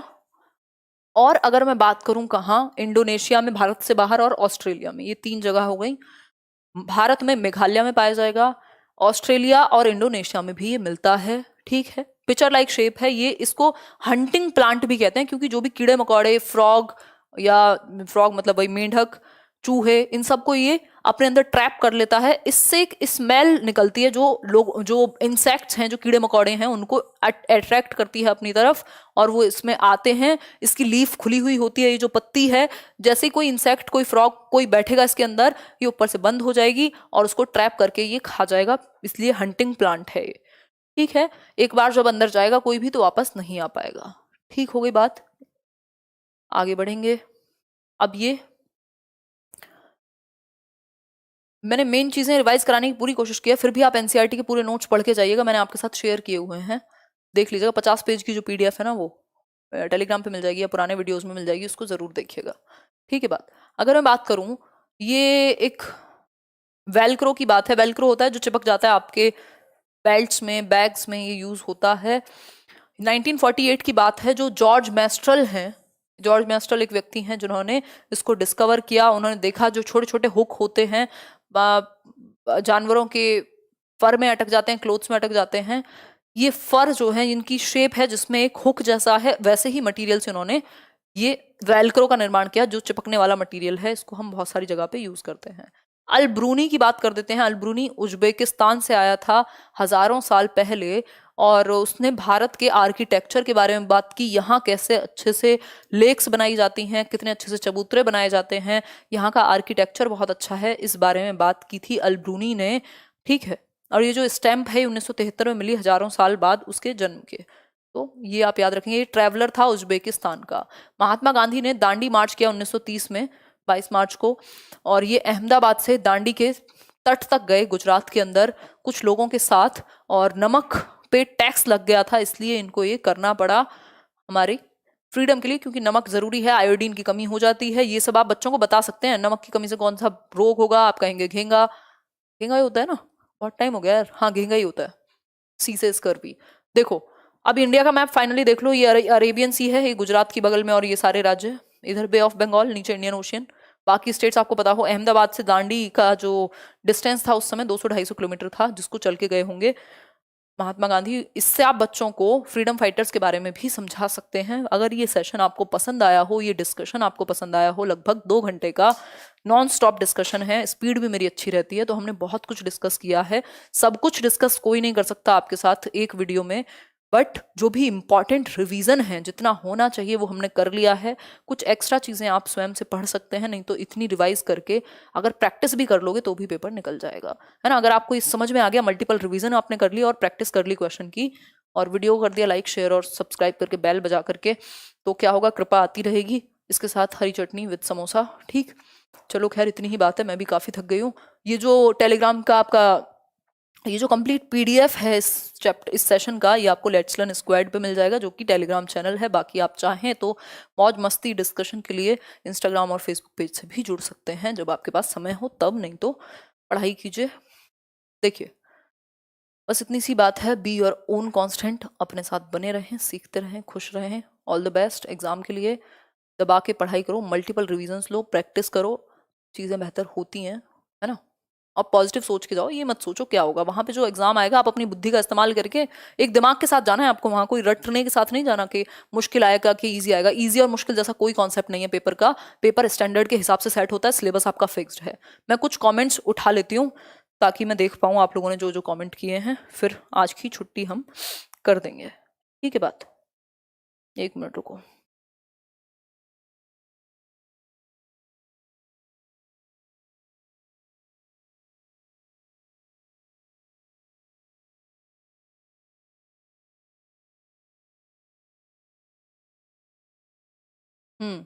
मच्छर के बारे में नहीं बताया।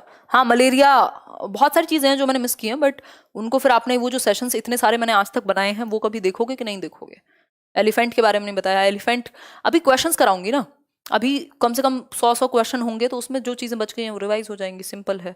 एनसीईआरटी पे कम फोकस था, आज मेरा फोकस मेन था पेडागोजी के 15 नंबर पे, और यहाँ के 5, 7, 10 नंबर जो भी आ सके आपके उतने आ जाए, नहीं तो ये तो मैंने आपको अभी कराया फाइनल रिविजन में 3 चैप्टर में है।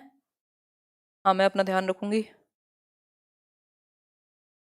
टीथ बढ़ते हैं एनिमल के, उसमें थोड़ा वो है, देखो गिलहरी है, गिलहरी है वो आपकी एनसीईआरटी के अकॉर्डिंग। नम्रता, अब चाय पी लो, पता नहीं बची हुई है कि नहीं। खाना खाऊंगी यार आज, बट खाना तो मंगाया नहीं है, घर वाले सो गए होंगे, गालियां पड़ेंगी मुझे अब जगाऊंगी तो। देखती हूँ सोए हैं कि नहीं। कल संडे है, आज तो रात भर क्लास ले लीजिए मैम। कल संडे है, आज तो रात भर क्लास ले लीजिए। पंकज कह रहे हैं कल फिर से लूंगी क्लास, छुट्टी थोड़ी है संडे को।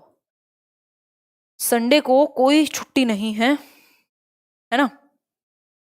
300 ग्राम के दिल की गहराई से मैम नमन आपको, आज तक आपने मेरा नाम नहीं लिया। अनूप छौकर नाम ले लिया आपका, है ना। कल फिर से करेंगे, फिर से मैराथन है आपकी किसकी, इंग्लिश की। मैं दो दो सेशंस भी लूंगी, कुछ टाइम रुक जाओ, ये मैराथन खत्म होने दो। कल मैं इंग्लिश पेडागोजी की मैराथन लूंगी, परसों मैथ्स पेडागोजी, सब कुछ ठीक रहा तो, है ना। और फिर मैथ्स पेडागोजी के 100 क्वेश्चन भी करेंगे। और बताओ, हेल्थ सर्टिफिकेशन कोई मेडिकल नहीं, वो आपको खुद ही सेल्फ डिक्लेरेशन चाहिए उसकी, है ना। आराम कर लीजिए आप जी। चलिए, आप सभी का धन्यवाद, आप जुड़े, आप आए, बाहर आई, है ना। चलिए खत्म करें आज का सेशन फिर। Bye bye, good night, take care. कल मिलते हैं ना, शाम को ही मिलेंगे 9:30, या अगर सब कुछ ठीक रहा तो 9 बजे, वैसे 9:30 मिलेंगे यार। ठीक है, बाय, गुड नाइट।